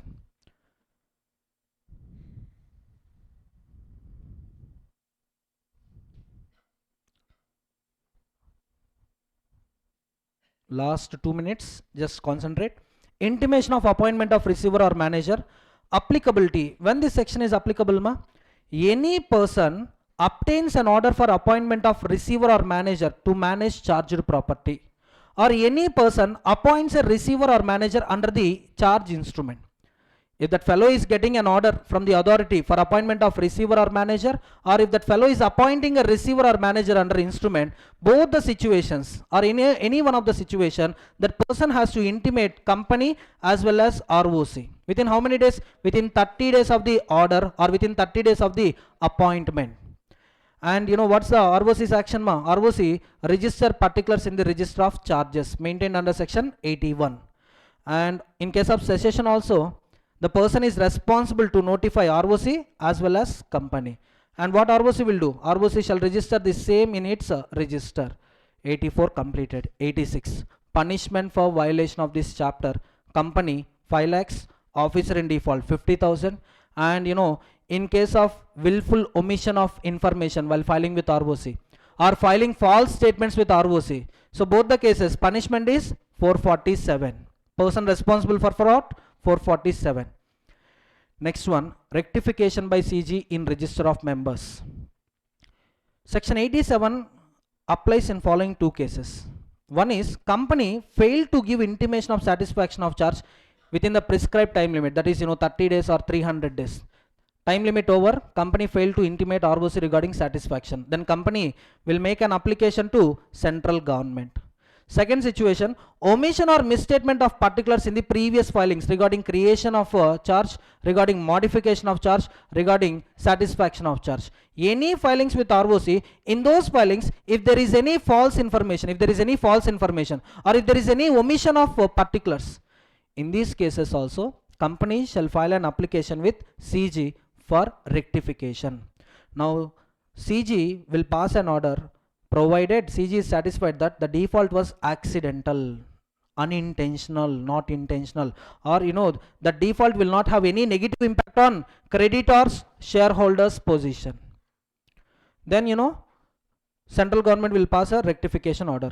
But central government will not pass this order on suo motu. Central government will pass an order only when an application is filed by company or interested person. So application by these people, situations, conditions and result.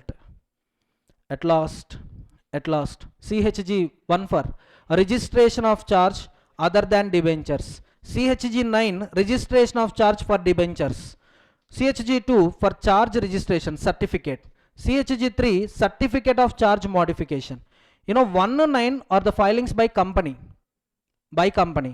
and 2 and 3 certificates issued by ROC. CHG 4 form for satisfaction of charge. This is also like company filing with ROC, and and ROC will issue a certificate under CHG 5, form CHG 5, memorandum of satisfaction of charge. CHG 6 is for appointment or cessation of receiver. CHG 8 for application to central government. 87 I told you, right? Application by company or interested person to central government. It is in form CHG 8. Next one, last one, CHG 7, register of charges to be maintained by company. So registers in which format? CHG 7 format. So with this, registration of charges also completed.